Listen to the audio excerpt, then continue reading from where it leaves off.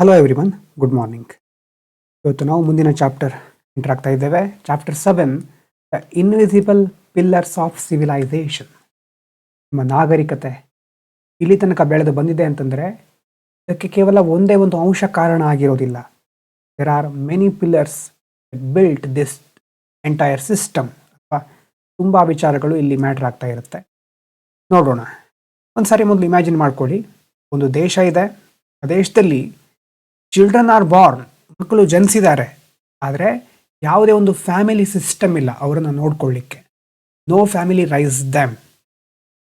ಇನ್ನೊಂದು ಅಡಲ್ಟ್ಸ್ ಇದ್ದಾರೆ, ರಿಲೇಷನ್ಶಿಪ್ಪಲ್ಲಿ ಇದ್ದಾರೆ, ಆದರೆ ಪಾರ್ಟ್ನರ್ಶಿಪ್ಗೆ ಸಂಬಂಧಪಟ್ಟ ಹಾಗೆ ಇನ್ಹೆರಿಟೆನ್ಸ್, ರೆಸ್ಪಾನ್ಸಿಬಿಲಿಟಿ, ಇದು ಯಾವುದಕ್ಕೂ ಅಲ್ಲಿ ಯಾವುದೇ ರೂಲ್ಸ್ ಇಲ್ಲ. ಮತ್ತು ಯಾವುದೇ school, there are no schools to teach reading, discipline, science or citizenship. School ಇಲ್ಲ, ಯಾವ ವಿಷಯನೂ ಕಲಿಸ್ಲಿಕ್ಕೆ ಅಲ್ಲಿ ಸ್ಕೂಲೇ ಇಲ್ಲ. ಮತ್ತು where no authority maintain roads, resolve disputes, protect rights, punishes violence. ತಪ್ಪು ಆದಾಗ ಆ ತಪ್ಪನ್ನು ಸರಿಪಡಿಸ್ಲಿಕ್ಕೆ ಅಥವಾ ತಪ್ಪಿಗೆ ಶಿಕ್ಷೆ ಕೊಡಲಿಕ್ಕೆ ಯಾವುದೇ ಇನ್ಸ್ಟಿಟ್ಯೂಷನ್ಗಳಿಲ್ಲ. ವ್ಯವಹಾರಗಳನ್ನು ನಿರ್ವಹಿಸೋದಿರ್ಬೋದು, ರಸ್ತೆಯನ್ನು ಬಿಲ್ಡ್ ಮಾಡೋದಿರ್ಬೋದು, ಹೀಗೆ ಹಲವಾರು ವಿಚಾರಗಳನ್ನು ನಿರ್ವಹಿಸಲಿಕ್ಕೆ ಯಾವುದೇ ಅಥಾರಿಟಿ ಇಲ್ಲ. ಮತ್ತು ಫುಡ್ ಇರ್ಬೋದು, ಕ್ಲಾತ್ಸ್, ಶೆಲ್ಟರ್, ಮೆಡಿಸಿನ್, ಟೆಕ್ನಾಲಜಿ, ಯಾವ ವ್ಯವಸ್ಥೆಗಳು ಸರಿಯಾಗಿಲ್ಲ.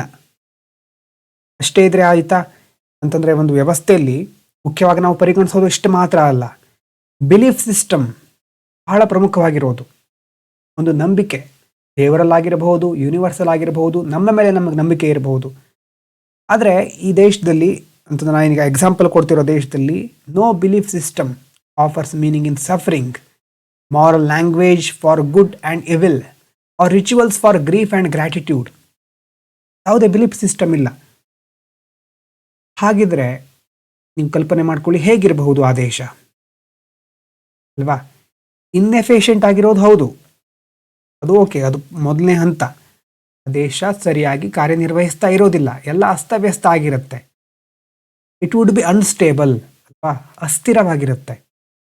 ಹಾಗಾಗಿನೇ ದಿನ ಚಾಪ್ಟರ್ಗಳಲ್ಲಿ ನಾವು ನೋಡಿದ್ದದೆ, society does not run only through individuals. ವ್ಯಕ್ತಿಗಳಿದ್ರೆ ಸಮಾಜ ಮುಂದೆ ನಡೆಯೋದಿಲ್ಲ.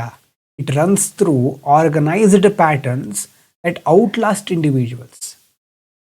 ಕೆಲವೊಂದು ಪ್ಯಾಟರ್ನ್ ವ್ಯವಸ್ಥಿತವಾಗಿ ಮುಂದುವರ್ಕೊಂಡು ಬರ್ತಾ ಇರುತ್ತೆ. ಆ ಪ್ಯಾಟರ್ನ್ಗಳು ಸಮಾಜವನ್ನು ಮುಂದೆ ತೆಗೆದುಕೊಂಡು ಹೋಗುತ್ತೆ.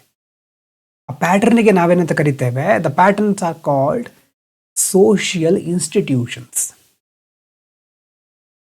They are among the most important ideas sociology because they explain how large numbers of strangers can live together, coordinate behavior, transmit culture, raise new generations and preserve continuity across time.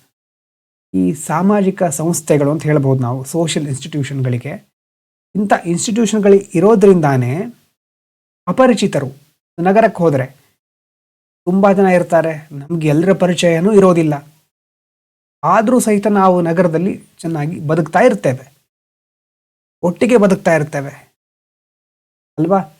Culture transmit ಆಗ್ತಾ ಇರುತ್ತೆ, ಹೊಸ generation ಬೆಳೀತಾ ಇರುತ್ತೆ, ಕಂಟಿನ್ಯೂಯಿಟಿ, ನಿರಂತರತೆ ಮುಂದುವರಿತಾ ಇರುತ್ತೆ. ಹಾಗಾಗಿ civilisation stands not only on roads, army's and markets, stands on institutions. ದೇಶ ಸರಿಯಾಗಿ ಮುಂದುವರಿಬೇಕು ಅಂತಂದರೆ ಹೌದು, ಮೂಲಸೌಕರ್ಯಗಳ ಅವಶ್ಯಕತೆ ಇದೆ, ಭದ್ರತೆ, ಆರ್ಮಿ ಅವಶ್ಯಕತೆ ಇದೆ, ಎಕಾನಮಿ ಮುಂದುವರಿಲಿಕ್ಕೆ ಮಾರ್ಕೆಟ್ನ ಅವಶ್ಯಕತೆ ಇದೆ, ಒಪ್ಕೊಳ್ಳೋಣ. ಆದರೆ ಇದೆಲ್ಲದಕ್ಕಿಂತ ಮುಖ್ಯವಾಗಿ ಇವೆಲ್ಲವೂ ಇರೋದು ಯಾವುದಕ್ಕೋಸ್ಕರ ಅಂತಂದರೆ ಒಂದು ಸಮಾಜ. ಸಮಾಜ ಅಂತಂದರೆ ಇನ್ಸ್ಟಿಟ್ಯೂಷನ್ಗಳಿಂದ ನಿರ್ಮಾಣ ಆಗಿರೋದು. ಹಾಗಿದ್ರೆ ಏನು ಸೋಷಿಯಲ್ ಇನ್ಸ್ಟಿಟ್ಯೂಷನ್ ಅಂತಂದರೆ? Social institution is an established system of norms. Norms ಶಬ್ದ ಬಂದಿದೆ ಮೊದಲು, ನೆನ್ಪು ಮಾಡ್ಕೊಳ್ಳಿ. ರೋಲ್ಸ್ ಗೊತ್ತಿದೆ ನಿಮಗೆ, ವ್ಯಾಲ್ಯೂಸ್ ಗೊತ್ತಿದೆ, authority and practices created to fulfil important and recurring human needs. ನಾವೇನೇನು ಕ್ರಿಯೇಟ್ ಮಾಡ್ಕೊಂಡಿದ್ದೇವೆ ಅಂತಂದರೆ ನಾರ್ಮ್ಸ್ ಇದೆ, ರೋಲ್ಸ್ ಇದೆ, ಪ್ರತಿಯೊಬ್ಬರಿಗೂ ವ್ಯಾಲ್ಯೂಸ್ಗಳು, ಅಥಾರಿಟಿ, ಪ್ರಾಕ್ಟೀಸಸ್ ಎಲ್ಲವನ್ನ ಕ್ರಿಯೇಟ್ ಮಾಡ್ಕೊಂಡಿದ್ದೀವಿ. ಯಾಕೆ ಕ್ರಿಯೇಟ್ ಮಾಡ್ಕೊಂಡಿದ್ದೀವಿ ಅಂತಂದರೆ fulfil important and recurring human needs.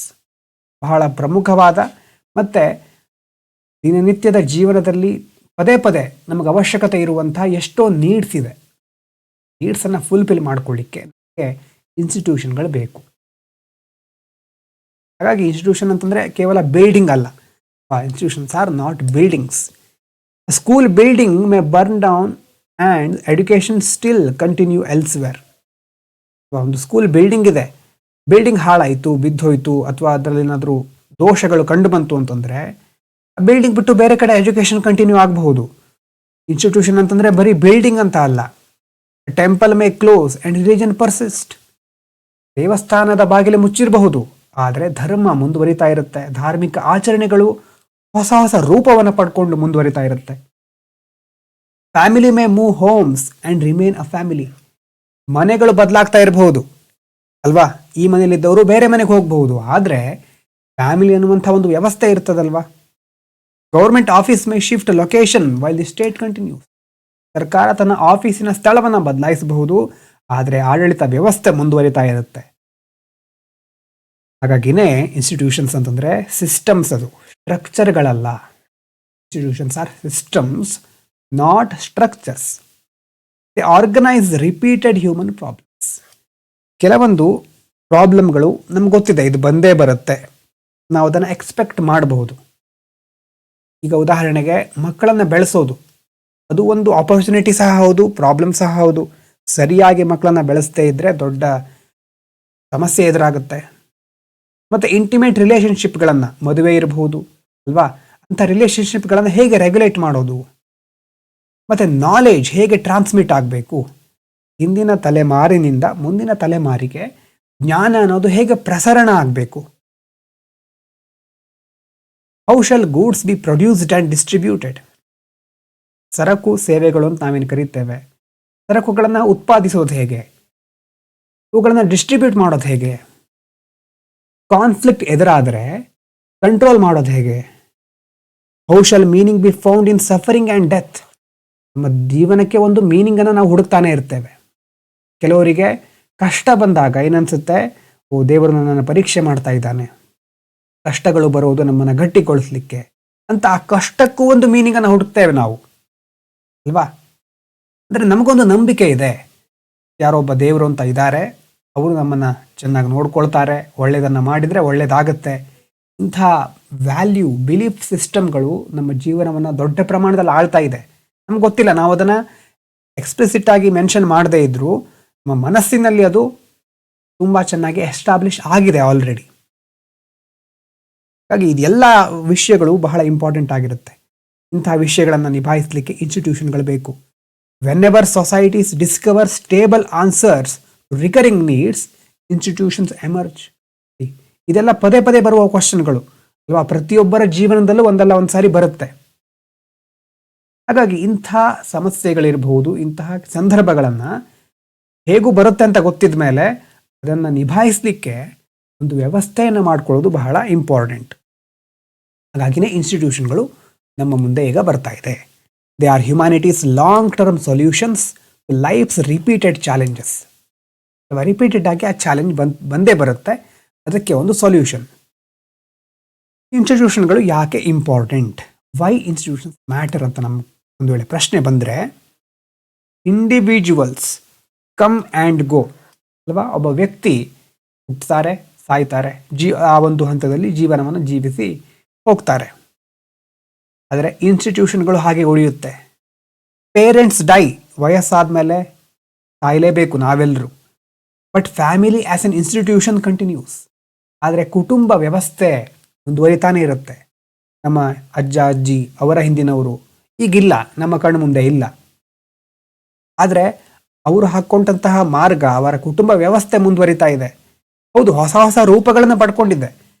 ಅವಿಭಕ್ತ ಕುಟುಂಬ, ವಿಭಕ್ತ ಕುಟುಂಬ, ಈ ಥರ ಹೊಸ ಫಾರ್ಮ್ಗಳನ್ನು ಪಡ್ಕೊಳ್ತಾ ಇದೆ. ಆದರೂ ಸಹಿತ ಆ ವ್ಯವಸ್ಥೆ ಇದೆ. ಟೀಚರ್ಸ್ ರಿಟೈರ್ಡ್ ಆಗ್ತಾರೆ, ಆದರೆ ಎಜುಕೇಷನ್ ಕಂಟಿನ್ಯೂ ಆಗ್ತಾ ಇರುತ್ತೆ. ಗವರ್ಮೆಂಟ್ ಚೇಂಜ್ ಆಗಬಹುದು, ಆದರೆ ಸ್ಟೇಟ್ ಅಲ್ವಾ, ಸರ್ಕಾರ, ಯಾವುದೇ ಹೊಸ ಪಕ್ಷ ಬರಬಹುದು ಅಧಿಕಾರಕ್ಕೆ, ಆದರೆ ರಾಜ್ಯ ನಡೀತಾನೆ ಇರುತ್ತೆ. ವರ್ಕರ್ಸ್ ರೀಪ್ಲೇಸ್ ಆಗ್ತಾರೆ, ಎಕಾನಮಿ ಪ್ರೊಡಕ್ಷನ್ ಕಂಟಿನ್ಯೂ ಮಾಡ್ತಾನೆ ಇರುತ್ತೆ. ಪ್ರೀಸ್ಟ್ಗಳು ಪಾಸ್ ಆದರು, ಅಂದರೆ ತಮ್ಮ ಜೀವನ ಬಿಟ್ಟರು, ಪ್ರಾಣ ತ್ಯಜಿಸಿದ್ರು, ರಿಲಿಜಿಯಸ್ ಟ್ರೆಡಿಷನ್ಗಳು ಸರ್ವೈವ್ ಆಗ್ತಾನೆ ಇರುತ್ತೆ. ಹಾಗಾಗಿ this continuity gives civilisation memory. ಇಂತಹ ಒಂದು ನಿರಂತರತೆ ಇದೆಯಲ್ವಾ, ಒಂದು ಜನಾಂಗದಿಂದ ಇನ್ನೊಂದು ಜನಾಂಗಕ್ಕೆ ಮುಂದುವರಿಬೇಕಾದ್ರೆ ಯಾವ ಯಾವ ವಿಚಾರಗಳು ಅಲ್ಲಿ ಸಸ್ಟೇನ್ ಆಗಬೇಕು, ಯಾವುದು ಮುಂದುವರಿಬೇಕು, ಯಾವುದು ಬೇಡ ನಮಗೆ ಮುಂದಿನ ಜನ್ರೇಷನ್ನಿಗೆ, ಈ ಥರ ಒಂದು value system, belief system continue ಆಗ್ತಾ ಬಂದಿದೆ. ಅದಕ್ಕೆ ಕಾರಣ ಏನು? ಇನ್ಸ್ಟಿಟ್ಯೂಷನ್ಗಳು. ಈ ಇನ್ಸ್ಟಿಟ್ಯೂಷನ್ಗಳಿಂದ ನಮಗೆ ಸಿವಿಲೈಸೇಷನ್ ಮೆಮೊರಿ, ನಮ್ಮ ನಾಗರಿಕತೆ ಅಂತಂದರೆ ಹೀಗೆ, ನಮ್ಮ ಸಂಸ್ಕೃತಿ ಅಂತಂದರೆ ಏನು ಅಂತ ಕೇಳಿದ್ರೆ ನಾವು ತುಂಬ ಉದಾಹರಣೆಗಳನ್ನು ಕೊಡಬಹುದು ಅದಕ್ಕೆ ಸಂಬಂಧಪಟ್ಟ ಹಾಗೆ. ಯಾವುದರಿಂದ ಮುಂದುವರ್ಕೊಂಡು ಬಂದಿರೋದು? Institutions. Without institutions every generation would need to begin from zero. ಒಂದು ವೇಳೆ ಯಾವುದೇ ಸಂಸ್ಥೆಗಳೇ ಇಲ್ಲ ಅಂತ ಇಟ್ಕೊಳ್ಳಿ. ಸಂಸ್ಥೆ ಅಂತಂದರೆ ನಾನು ಹೇಳ್ತಾ ಇರೋದು ದೊಡ್ಡ ದೊಡ್ಡ ಹೆಸರಲ್ಲಿ ಸಂಸ್ಥೆ ಅಂತ ಬರ್ಕೊಂಡಿರ್ತದಲ್ವ, ಸರ್ಕಾರಿ ಸಂಸ್ಥೆಗಳು ಅದಲ್ಲ. ಇಲ್ಲಿ ಹೇಳ್ತಾ ಇರೋದು ಇನ್ಸ್ಟಿಟ್ಯೂಷನ್ಗಳ ಬಗ್ಗೆ. ಉದಾಹರಣೆಗೆ ಆವಾಗ ಹೇಳಿದಾಗೆ ಕುಟುಂಬ, ಇಂತಹ ಇನ್ಸ್ಟಿಟ್ಯೂಷನ್ಗಳು. ಇಮ್ಯಾಜಿನ್ ಮಾಡ್ಕೊಳ್ಳಿ, ಯಾವುದೇ ಇನ್ಸ್ಟಿಟ್ಯೂಷನ್ಗಳಿಲ್ಲ, ಆವಾಗೇನಾಗುತ್ತೆ? ಪ್ರತಿಯೊಬ್ಬರು ತಮ್ಮ ಜೀವನವನ್ನು ಝೀರೋಯಿಂದ ಸ್ಟಾರ್ಟ್ ಮಾಡಬೇಕು. ಮ್ಯಾರೇಜ್ ವ್ಯವಸ್ಥೆ, ಪ್ರತಿಯೊಬ್ಬರಿಗೂ ಬೇರೆ ಬೇರೆ ಆಯ್ಕೆಗಳಿರಬಹುದು, ಪ್ರತಿಯೊಬ್ಬರು ತಮ್ಮ ಮನಸ್ಸಿಗೆ ಬಂದ ಹಾಗೆ ಏನೇನೋ ಮಾಡ್ತಾ ಇರಬಹುದು. ಟೀಚಿಂಗ್ ಮೆಥಡ್ ಎಲ್ರಿಗೂ ಸರಿಯಾಗುವಂಥದ್ದು ಆವಾಗ ಜಾರಿ ಆಗದೆ ಇರಬಹುದು. ಟ್ರೇಸ್ ಸಿಸ್ಟಮ್ಗಳಲ್ಲಿ ಮೋಸ ಆಗಬಹುದು. ಲಾ, ನಿಮ್ಮ ಮನೆಯಲ್ಲಿ ಒಂದು ಲಾ ಇರಬಹುದು, ಹೊರಗಡೆ ಇನ್ನೊಂದು ಲಾ. ಆ ಹೊರಗಡೆ ಇರುವ ಪಕ್ಕದ ಮನೆ ಇರುವ ವ್ಯಕ್ತಿ ಇದು ನನ್ನ ಲಾ, ನಾನು ನನಗೆ ಬೇಕಾದಾಗ ಮಾಡ್ಕೊಂಡಿದ್ದೇನೆ ಅಂತ ಹೇಳ್ಬೋದು. ಮಾರಲ್ ಕೋಡ್ಸ್ಗಳನ್ನು ಸ್ಕ್ರ್ಯಾಚಿಂದ ನಾವು ಬಿಲ್ಡ್ ಮಾಡಬೇಕಾಗತ್ತೆ.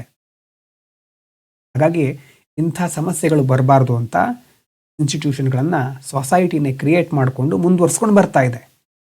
Institutions save societies from permanent improvisation.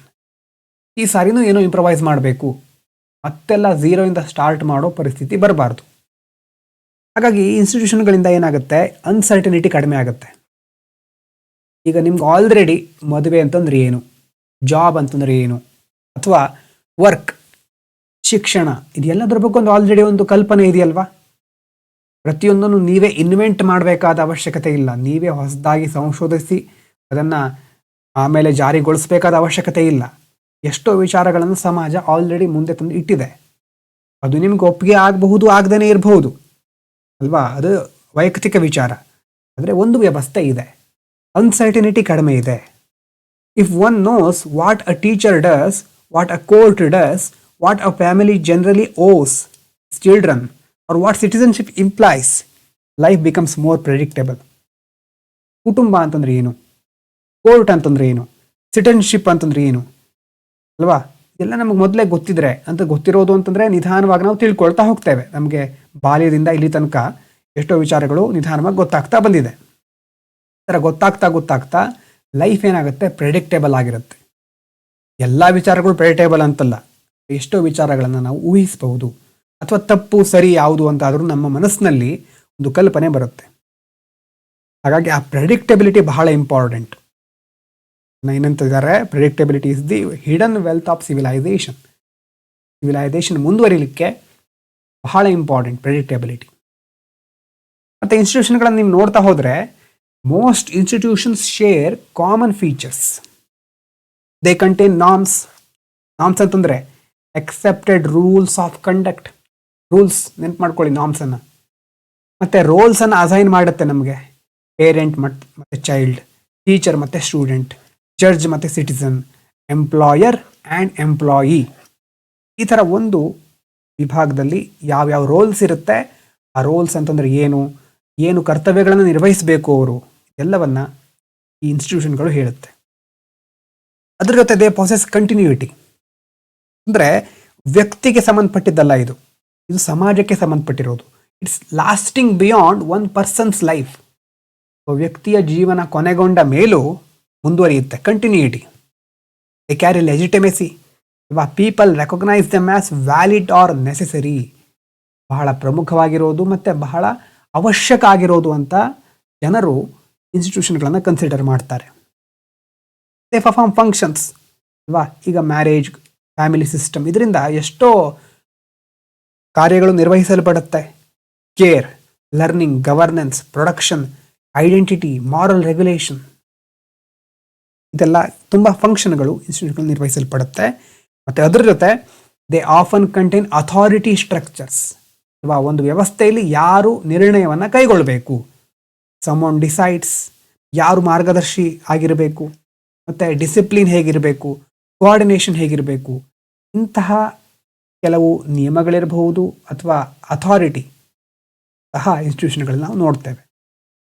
Institutions therefore transform scattered individuals into organized relationships. ಹೇಗೇಗೋ ಯಾವ್ಯಾವ್ದು ರೀತಿನೋ ನಡೀತಾ ಇರ್ತಿತ್ತು ಹಿಂದೆ ಸಮಾಜ, ಆದರೆ ಈಗ ವ್ಯವಸ್ಥಿತವಾಗಿರುವಂಥ ಸಂಬಂಧಗಳಿದೆ.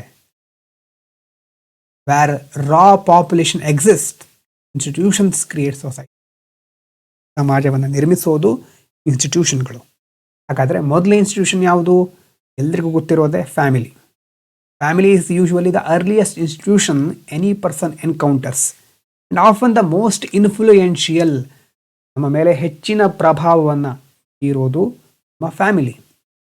Before child knows law, market, nation or ideology, child knows care givers. ಹೊರಗಡೆ ನಾವೇನು ಕಲ್ತಿದ್ದೇವೆ ಶಾಲೆಗೆ ಬಂದ ಮೇಲೆ, ಕಾಲೇಜಿನಲ್ಲಿ, ಆಮೇಲೆ ಎಲ್ಲಕ್ಕಿಂತ ಮೊದಲು ನಾವು ನಮ್ಮ ಪಾಲಕರು, ಪೋಷಕರು, ತಂದೆ ತಾಯಿ ಇವರು ತೋರಿಸಿರುವಂಥ ಪ್ರೀತಿಯನ್ನು ಅನುಭವಿಸಿದ್ದೇವೆ, ಅಥವಾ ನಾವು ಹಲವಾರು ವಿಚಾರಗಳನ್ನು ನಮ್ಮ ನೋಡ್ಕೊಳ್ಳೋರಿಂದ ಕಲ್ತಿದ್ದೇವೆ. Family performs many functions. Reproduction ಹೌದು, ಅಥವಾ ಮುಂದಿನ ಜನಾಂಗ, ಚೈಲ್ಡ್ ರೇರಿಂಗ್, ಮಕ್ಕಳನ್ನು ನೋಡ್ಕೊಳ್ಳೋದು, emotional support, protection, identity formation. ಇದು ಗೊತ್ತಾಗಿದೆ ಅಲ್ವಾ? ಐಡೆಂಟಿಟಿ ಅಂತಂದರೆ ಫ್ಯಾಮಿಲಿ ನಮಗೊಂದು ಹೆಸರು ಕೊಡುತ್ತೆ, ನಾವು ಹೀಗೆ ಅಂತ ಹೇಳುತ್ತೆ. ಒಳ್ಳೇದು ಮಾಡಿದಾಗ ನೀನು ಒಳ್ಳೆಯವನು, ಒಳ್ಳೆಯ ಹುಡುಗ ಹುಡುಗಿ ಆಗಿರಬೇಕು, ಮುಂದೆ ಆ ಒಳ್ಳೆತನ ಅಂದರೆ ಏನು ಅಂತ ತಿಳಿಸುತ್ತೆ. ನಮ್ಮ ಎಲ್ಲ almost every aspect of our life, good or bad, rooted in family. ಮೊದಲು ಅದು ಫ್ಯಾಮಿಲಿಯಲ್ಲಿ ಬಿಲ್ಡ್ ಆಗೋದು, ನಮ್ಮ ಐಡೆಂಟಿಟಿ ಬಿಲ್ಡ್ ಆಗೋದು ಫ್ಯಾಮಿಲಿಯಲ್ಲಿ. Inheritance, socialisation, often care for the elderly, ಅಥವಾ ನಮ್ಮ ಹಿರಿಯರನ್ನು ಗೌರವಿಸಬೇಕು. ಎಲ್ಲಿಂದ ಬಂದಿರೋದು? ನಮಗೆ ನಮ್ಮ ಫ್ಯಾಮಿಲಿಯಿಂದ, ನಾವು ಬೆಳೆದು ಬಂದಿರೋ ವಾತಾವರಣದಿಂದ. It is where language begins. ನಮ್ಮ ಭಾಷೆ, ಟ್ರಸ್ಟ್, ಮ್ಯಾನರ್ಸ್, ವ್ಯಾಲ್ಯೂಸ್ ಎಲ್ಲ ಒಂದು ರೂಪವನ್ನು ಪಡ್ಕೊಂಡಿರೋದು ಫ್ಯಾಮಿಲಿಯಲ್ಲಿ. Child may forget many early lessons consciously but live by them unconsciously forever. ನಮಗೆ ಪ್ರತಿಯೊಂದು ನಾವು ಹೇಗೆ ಕಲ್ತ್ಬಿಟ್ವಿ ಅಥವಾ ಹೇಗೆ ಅದನ್ನು ರೂಢಿಸ್ಕೊಂಡಿದ್ದೀವಿ ಅಂತ ನೆನಪಿಲ್ಲ, ಅನ್ಕಾನ್ಷಿಯಸ್ಲಿ ನಾವು ಅದನ್ನು ಫಾಲೋ ಮಾಡ್ತಾ ಇದ್ದೇವೆ.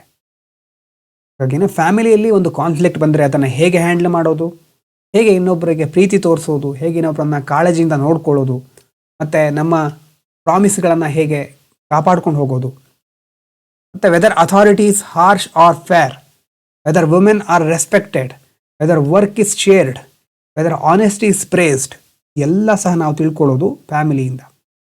This family is not merely a private arrangement, it's a moral workshop. ನಮ್ಮ ನೈತಿಕತೆ, ಸದ್ಗುಣಗಳು ಇದೆಲ್ಲ ಬಿಲ್ಡ್ ಆಗೋದು ಫ್ಯಾಮಿಲಿಲಿ ಆಗಿರೋದ್ರಿಂದ ಒಂಥರ ಮಾರಲ್ ವರ್ಕ್ಶಾಪ್ ಹೇಳಬಹುದು ಫ್ಯಾಮಿಲಿಗೆ. ಮತ್ತು ಇಂಡಿಯಾದಲ್ಲಂತೂ ಫ್ಯಾಮಿಲಿ ಬಹಳ ಪ್ರಮುಖವಾದ ಪಾತ್ರವನ್ನು ಮೊದಲಿಂದ ವಹಿಸ್ತಾನೆ ಬಂದಿದೆ. Carried extraordinary weight. ಅದರಲ್ಲೂ joint family, kinship obligations, relatives, kinship, ಮತ್ತು intergenerational living, support during illness. ಹಿರಿಯರಿಗೆ ಹುಷಾರಿಲ್ಲದೆ ಇದ್ದರೆ, ಆರೋಗ್ಯ ಸರಿ ಇಲ್ಲದೆ ಇರಬೇಕಾದ್ರೆ ಹಿರಿಯರಾದವರು ನೋಡ್ಕೊಳ್ತಾರೆ. ಮ್ಯಾರೇಜ್ ನೆಟ್ವರ್ಕ್ಗಳು ಮತ್ತು family honour have shaped social life deeply. ಎಲ್ಲ ನಮ್ಮ ಸಾಮಾಜಿಕ ಜೀವನವನ್ನು ರೂಪಿಸ್ತಿದೆ. ಆದರೆ ಫ್ಯಾಮಿಲಿ ವ್ಯವಸ್ಥೆ ಈಗ ಬದಲಾಗ್ತಾ ಇದೆ. Yet family is changing. Urbanisation reduces space, migration separates generation, women's employment alters domestic roles, education increases autonomy ಅಲ್ವಾ. ನ್ಯೂಕ್ಲಿಯರ್ ಹೌಸ್ ಹೋಲ್ಡ್ಸ್ ರೈಸ್, ವಿಭಕ್ತ ಕುಟುಂಬ ಅಂತ ಏನು ಹೇಳ್ತೇವೆ. Emotional expectations from marriage increase while tolerance for oppressive patterns decline. Emotional expectation ಜಾಸ್ತಿ ಆಗ್ತಾ ಇದೆ, ಅದರ ಜೊತೆ ಟಾಲರೆನ್ಸ್ ಫಾರ್ ಅಪ್ರೆಸಿವ್ ಪ್ಯಾಟರ್ನ್ಸ್, ಹೇಗೆ ದಬ್ಬಾಳಿಕೆ ಆಗ್ತಾ ಇದ್ರು ಅದನ್ನು ಸಹಿಸ್ಕೊಂಡಿರೋದು, ಅಂಥ ಟಾಲರೆನ್ಸ್ ಸರಿಯಲ್ಲ, ಅದನ್ನು ಈಗ ನಾವು ಡಿಕ್ಲೈನ್ ಆಗ್ತಾ ಇರೋದನ್ನು ನೋಡ್ಬೋದು. ಮತ್ತು institution remains but its form evolves. ಒಂದು ಅಬ್ಸರ್ವ್ ಮಾಡಿ, ಫ್ಯಾಮಿಲಿ ಅನ್ನುವಂಥ ಇನ್ಸ್ಟಿಟ್ಯೂಷನ್ ಮುಂದುವರಿತಾ ಬಂದಿದೆ, ಆದರೆ ಅದರ ರೂಪ ಬೇರೆ ಬೇರೆ ಹೊಸ ಹೊಸ ವಿಭಿನ್ನವಾದ ಆಯಾಮಗಳಲ್ಲಿ ಬದಲಾಗ್ತಾ ಇದೆ. ಇಟ್ಸ್ ಫಾರ್ಮ್ ಇವಾಲ್ವ್ ಆಗ್ತಾ ಇದೆ, ವಿಕಸಿತ ಆಗ್ತಾ ಇದೆ ಅಂತ ಹೇಳ್ಬೋದು. The sociological question is never whether family exist, what kind of family exist. ಹಾಗಾಗಿ ಸೋಷಿಯಾಲಜಿಕಲ್ ಕ್ವಶನ್ ಏನು, ಒಂದು ಕುಟುಂಬ ಅನ್ನುವಂಥ ವ್ಯವಸ್ಥೆ ಇತ್ತಾ, ಈಗಿದೆಯಾ, ಮುಂದೆ ಇರುತ್ತಾ ಅನ್ನೋದಲ್ಲ, ಯಾವ ತರಹದ ಕುಟುಂಬ ಇರುತ್ತೆ, ವಾಟ್ ಕೈಂಡ್ ಆಫ್ ಫ್ಯಾಮಿಲಿ ಅನ್ನೋದು ಸೋಷಿಯಾಲಜಿಸ್ಟ್ಗಳು ಕ್ವಶನ್ ಮಾಡ್ತಾ ಇರ್ತಾರೆ. ಮೊದಲನೇದು ಫ್ಯಾಮಿಲಿ, ಬಹಳ ಪ್ರಮುಖವಾದ ಇನ್ಸ್ಟಿಟ್ಯೂಷನ್ಸ್, ಆ ಇನ್ಸ್ಟಿಟ್ಯೂಷನ್ ಬಗ್ಗೆ ನೋಡಾಯಿತು. ಎರಡನೇದು ಈಗ ನೋಡ್ತಾ ಇರೋದು marriage, society regulating intimacy. Marriage is one of the most universal institutions because societies must regulate intimate relationships. ನಮ್ಮ ಆಪ್ತ ಸಂಬಂಧಗಳನ್ನು ನಿರ್ವಹಿಸಲೇಬೇಕು, ನಿಭಾಯಿಸಲೇಬೇಕು. ಪೇರೆಂಟ್ಹುಡ್ ಇರಬಹುದು, ಮತ್ತು ಇನ್ಹೆರಿಟೆನ್ಸ್, ಮುಂದೆ ಯಾರು ನಮ್ಮ ಒಂದು ಕರ್ತವ್ಯಗಳನ್ನು ಮುಂದುವರ್ಸ್ಕೊಂಡು ಹೋಗೋರು, ಸೋಷಲ್ ರೆಸ್ಪಾನ್ಸಿಬಿಲಿಟಿ ಎಲ್ಲವನ್ನ ನಿರ್ವಹಿಸಲಿಕ್ಕೆ ಮ್ಯಾರೇಜ್ ಅನ್ನೋದು ಒಂದು ಬಹಳ ಪ್ರಮುಖವಾದ institution. At its best marriage offers partnership. ಮ್ಯಾರೇಜಿಂದ partnership, emotional companionship, legitimacy for child rearing, mutual care, social stability, ಇದೆಲ್ಲ ಸಿಗುತ್ತೆ ಮ್ಯಾರೇಜಿಂದ. ಆದರೆ ಇದೆಲ್ಲ ಒಳ್ಳೆಯದು ಇರೋದ್ರ ಜೊತೆ ಕೆಲವೊಂದು ವರ್ಸ್ಟ್ ಪಾರ್ಟ್ ಸಹ ಇದೆ. It can become a site of domination, ಒಬ್ಬರು ಇನ್ನೊಬ್ಬರ ಮೇಲೆ ದಬ್ಬಾಳಿಕೆ ಮಾಡಬಹುದು ಅಲ್ವಾ, ಕೊಯರ್ಷನ್, ವೈಲೆನ್ಸ್ ಆ್ಯಂಡ್ ಇನ್ಇಕ್ವಾಲಿಟಿ, ಎಲ್ಲ ಸಮಸ್ಯೆಗಳು ಸಹ ಮ್ಯಾರೇಜ್ ಅನ್ನುವಂಥ ವ್ಯವಸ್ಥೆಯಲ್ಲಿ ಇರಬಹುದು. ಹಾಗಾಗಿ this dual possibility is why marriage must be studied sociologically rather than romantically alone. ಮದುವೆ ಅಂದ ತಕ್ಷಣ ಎಷ್ಟೋ ರೊಮ್ಯಾಂಟಿಕ್ಕು ಆ ರೀತಿಯಿಂದ ನೋಡ್ತಾರೆ, ಆದರೆ ಅದನ್ನು ಮೀರಿದ ಆಯಾಮಗಳಿದೆ ಮ್ಯಾರೇಜ್ ಅಂತಂದರೆ ಅಲ್ವಾ. ಡ್ಯುಯಲ್ ಪಾಸಿಬಿಲಿಟಿ ಇದೆ. ಬೆಸ್ಟ್ ಸೆನಾರಿಯೋಸು ನಾವು ನೋಡಬಹುದು, ವರ್ಸ್ಟ್ ಸೆನಾರಿಯೋಗಳ ಸಹ ನಮ್ಗೆ ಕಾಣ್ತಾ ಇರುತ್ತೆ. Historically in India arranged marriages var common. ಮೊದಲಿಂದ ಅರೇಂಜ್ ಮ್ಯಾರೇಜಸ್ ಜಾಸ್ತಿ ಆಗ್ತಾ ಬಂದಿತ್ತು. ಅದು ಯಾವುದರಿಂದ, cost, ಕಿನ್ಶಿಪ್ಪು, reason, religion, family strategy, ಇದೆಲ್ಲ ಅದಕ್ಕೆ ಕಾರಣ. ಆದರೆ ಈಗ ಚಾಯ್ಸ್ ಬೇಸ್ಡ್ ಮ್ಯಾರೇಜಸ್, ಒಂದು ಹುಡುಗ ಹುಡುಗಿ, ಮಹಿಳೆ ಪುರುಷ ತಮಗೆ ಬೇಕಾದವ್ರನ್ನ ಆಯ್ಕೆ ಮಾಡ್ಕೊಳ್ತಾರೆ. ಹಿರಿಯರು ನೋಡಿದವರಿಗಿಂತ ನಮಗೆ ಬೇಕಾದವ್ರನ್ನ ಆಯ್ಕೆ ಮಾಡ್ಕೋಬಹುದು. ಮತ್ತು ಡಿಲೇಡ್ ಮ್ಯಾರೇಜ್, ಅಷ್ಟು ಬಹಳ ಚಿಕ್ಕ ವಯಸ್ಸಿನಲ್ಲಿ ಮದುವೆ ಆಗೋದಿಲ್ಲ. ಇಂಟರ್ ಕಾಸ್ಟ್ ಯೂನಿಯನ್ಗಳನ್ನು ನೋಡಬಹುದು.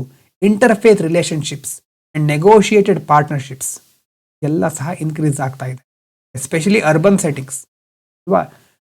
ಮೊದಲಿನ ಒಂದು ಬಾಲ್ಯ ವಿವಾಹದ ಪದ್ಧತಿಯಿಂದ ಈಗ ಲಿವ್ ಇನ್ ರಿಲೇಷನ್ಶಿಪ್ ತನಕನೂ ತುಂಬ ಬೇರೆ ಬೇರೆ ಬದಲಾವಣೆಗಳು ಆಗ್ತಾ ಇದೆ. ಹಾಗಾಗಿ the institution is shifting from family centred arrangement towards greater individual consent so unevenly. ಅಂದರೆ ಮೊದಲು ಒಂದು ವ್ಯವಸ್ಥೆ ಇತ್ತು ಅಂತಂದರೆ, ನಿಮ್ಮ ಫಾದರ್ ಅಥವಾ ಗ್ರ್ಯಾಂಡ್ ಫಾದರ್ ಹಿಂದಿನವರನ್ನು ನೋಡಿದರೆ ದೊಡ್ಡ ಕುಟುಂಬ ಎಲ್ಲ ಒಟ್ಟಿಗೆ ವಾಸಿಸ್ತಾ ಇದ್ರು ಅಲ್ವಾ. ಈಗ ಹಾಗಲ್ಲ, ಈಗ ಇಂಡಿವಿಜುವಲ್ ಅಂದರೆ ಪ್ರತಿಯೊಬ್ಬರು ತಮ್ಮ ವೈಯಕ್ತಿಕ ಜೀವನಕ್ಕೆ ಹೆಚ್ಚು ಮಹತ್ವ ಕೊಡ್ತಾರೆ. ನನ್ನ ಕಷ್ಟಕ್ಕೋಸ್ಕರ ಅಥವಾ ನನಗೇನಾದರೂ ಕಷ್ಟ ಬಂದರೆ ನಾನು ನಿಭಾಯಿಸ್ತೇನೆ, ಆದರೆ ಬೇರೆಯವ್ರ ಕಷ್ಟವನ್ನು ನಾನು ಯಾಕೆ ಹೊರಬೇಕು ಅನ್ನುವಂಥ ಒಂದು ಮನಸ್ಥಿತಿ ಈಗ ಹೆಚ್ಚೆಚ್ಚು ನಾವು ನೋಡ್ತಾ ಇದ್ದೇವೆ. Conflict emerges where old authority meets new autonomy. Conflict ಯಾವಾಗ ಬರುತ್ತೆ? ಓಲ್ಡ್ ಅಥಾರಿಟಿ, ಅವರು ಅಥಾರಿಟಿ ವಹಿಸ್ತಾ ಇರ್ತಾರೆ. ಒಂದು ಯಜಮಾನ ಅಂತ ಇರ್ತಾರೆ, ಅವ್ರ ಯಜಮಾನ ಇಡೀ ಮನೆಯನ್ನು ನಿರ್ವಹಿಸ್ತಾ ಇರ್ತಾರೆ, ಅವ್ರು ಹೇಳಿದಾಗ ಎಲ್ಲರೂ ಕೇಳ್ತಾ ಬಂದಿರ್ತಾರೆ. ಆದರೆ ಈಗಿನ ಜನ್ರೇಷನ್ ಹಾಗಲ್ಲ. ಇಲ್ಲಿ ಪ್ರತಿಯೊಬ್ಬರಿಗೂ ಇಂಡಿವಿಜುವಲ್ ಆಟೋನಾಮಿ ಬೇಕು, ವೈಯಕ್ತಿಕವಾಗಿ ನಮಗೆ ಸ್ವಾತಂತ್ರ್ಯ ಬೇಕು, ಅದನ್ನು ಬಯಸ್ತಾ ಇದ್ದಾರೆ ಈಗಿನವರು. ಆಗಿನ ಅಥಾರಿಟಿ ಮತ್ತು ಈಗಿನ ಆಟೋನಾಮಿ ಎರಡರ ನಡುವೆ ಕಾನ್ಫ್ಲಿಕ್ಟ್ ನೋಡ್ತಾ ಇರ್ತೇವೆ ಆವಾಗ. ಡೌರಿ, ವರದಕ್ಷಿಣೆ ಇರ್ಬೋದು, ಆನರ್ ವೈಲೆನ್ಸ್, ಮರ್ಯಾದಾ ಹತ್ಯೆ, ಈಗಂತೂ ನಿಮ್ಗೆ ಗೊತ್ತಿದೆ ಅದರ ಬಗ್ಗೆ ಎಕ್ಸಾಂಪಲ್ ಎಲ್ಲ. Marital abuse, legal rights, divorce stigma, changing gender expectations all reveal that marriage is not merely personal, it is social terrain where values, power and identity collide.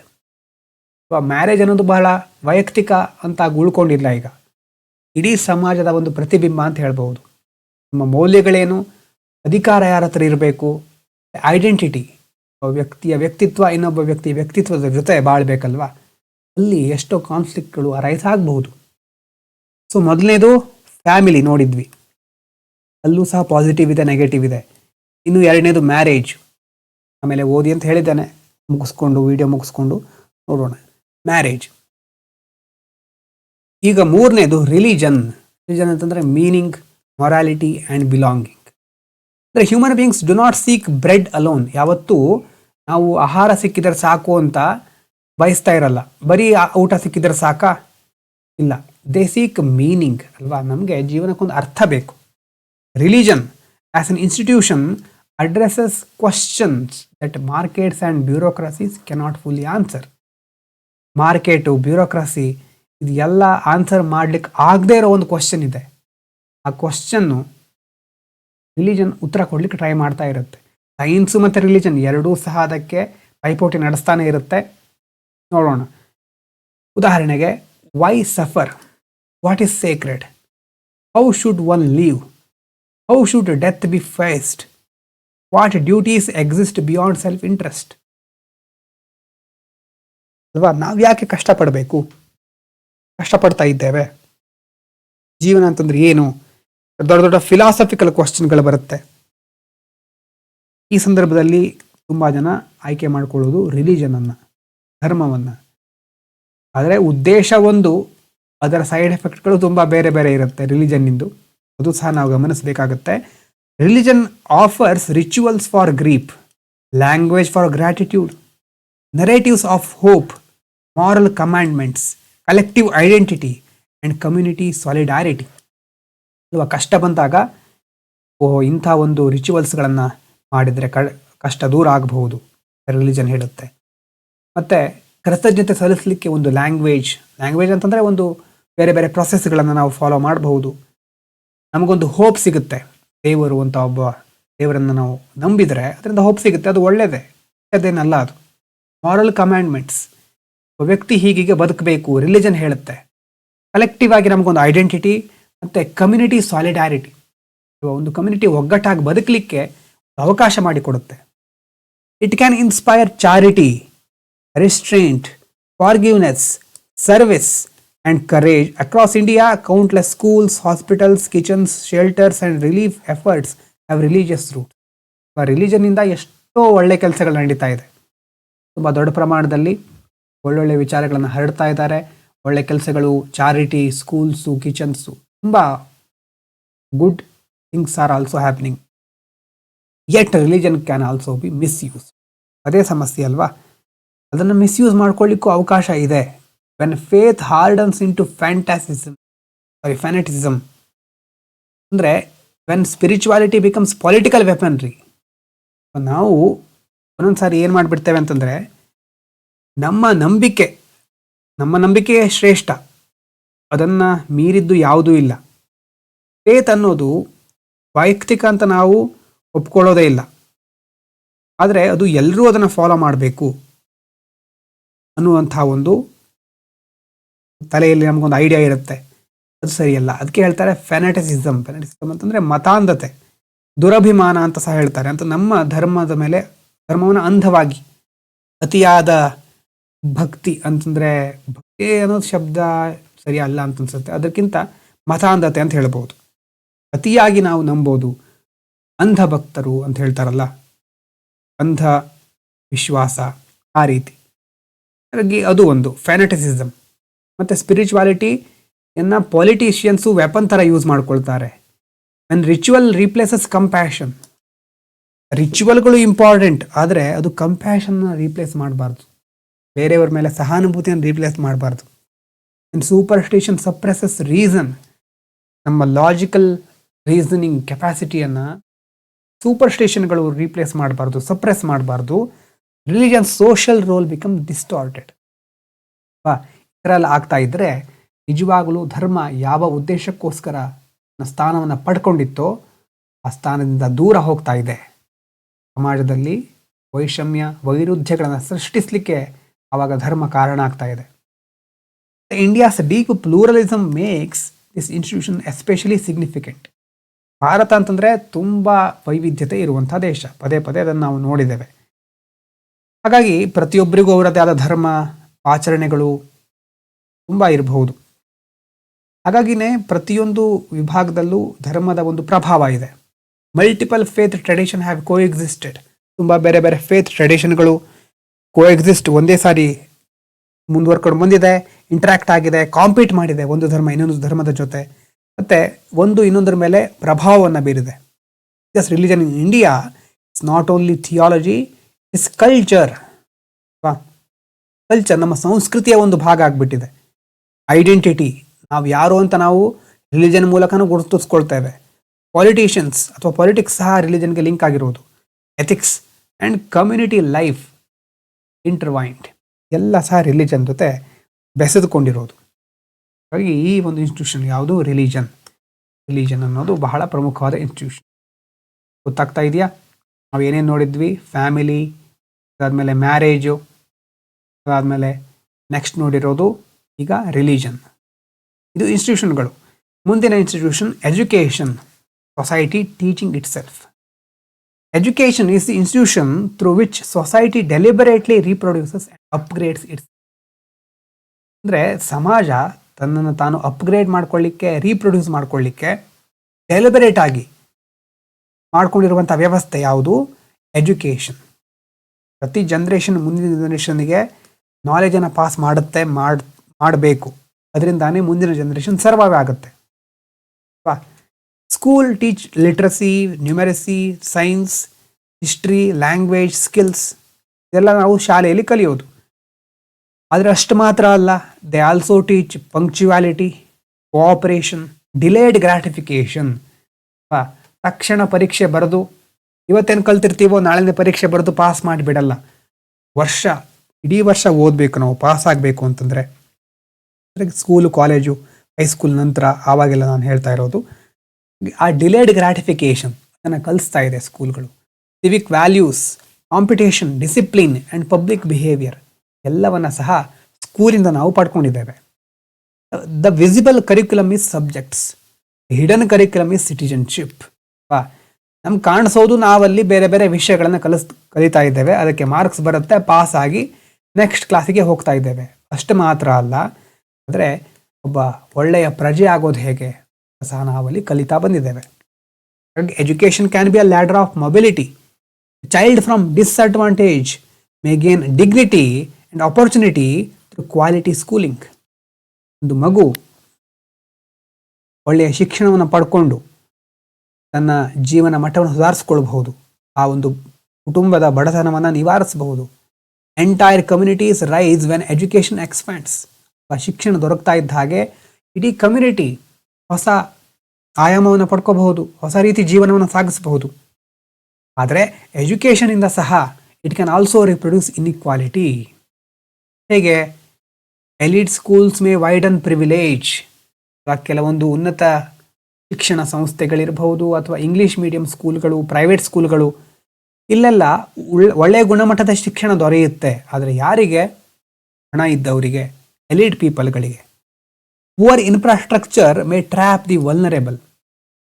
ಹಳ್ಳಿಯಲ್ಲಿ ಶಾಲೆ ಇರುತ್ತೆ, ಆದರೆ ಶಿಕ್ಷಕರು ಇರೋದಿಲ್ಲ, ಸರಿಯಾದ ವ್ಯವಸ್ಥೆಗಳಿರೋದಿಲ್ಲ, ಶೌಚಾಲಯ ಇರೋದಿಲ್ಲ, ಊಟ ಸರಿಯಾಗಿರೋದಿಲ್ಲ. ಅಂದರೆ ಸರ್ಕಾರದಿಂದ ಬಂದರೂ ಸಹ ಅದನ್ನು ಸರಿಯಾಗಿ ಕೊಡ್ತಾ ಇರೋದಿಲ್ಲ. Wrote learning May suppress creativity. Marks based system ಇದೆ, ನಾವು ಕೆಲವು ವಿಷಯಗಳನ್ನು ಬಾಹ್ಯಾರ್ಟ್ ಮಾಡ್ತೇವೆ, ಅದನ್ನೇ ರೀಪ್ರೊಡ್ಯೂಸ್ ಮಾಡ್ತೇವೆ ಪೇಪರ್ ಮೇಲೆ. ಹಾಗೆ ಮಾಡಿದರೆ ಕ್ರಿಯೇಟಿವಿಟಿ ಇಂಪ್ರೂವ್ ಆಗೋದಿಲ್ಲ. ಮತ್ತು digital divides May exclude rural learners.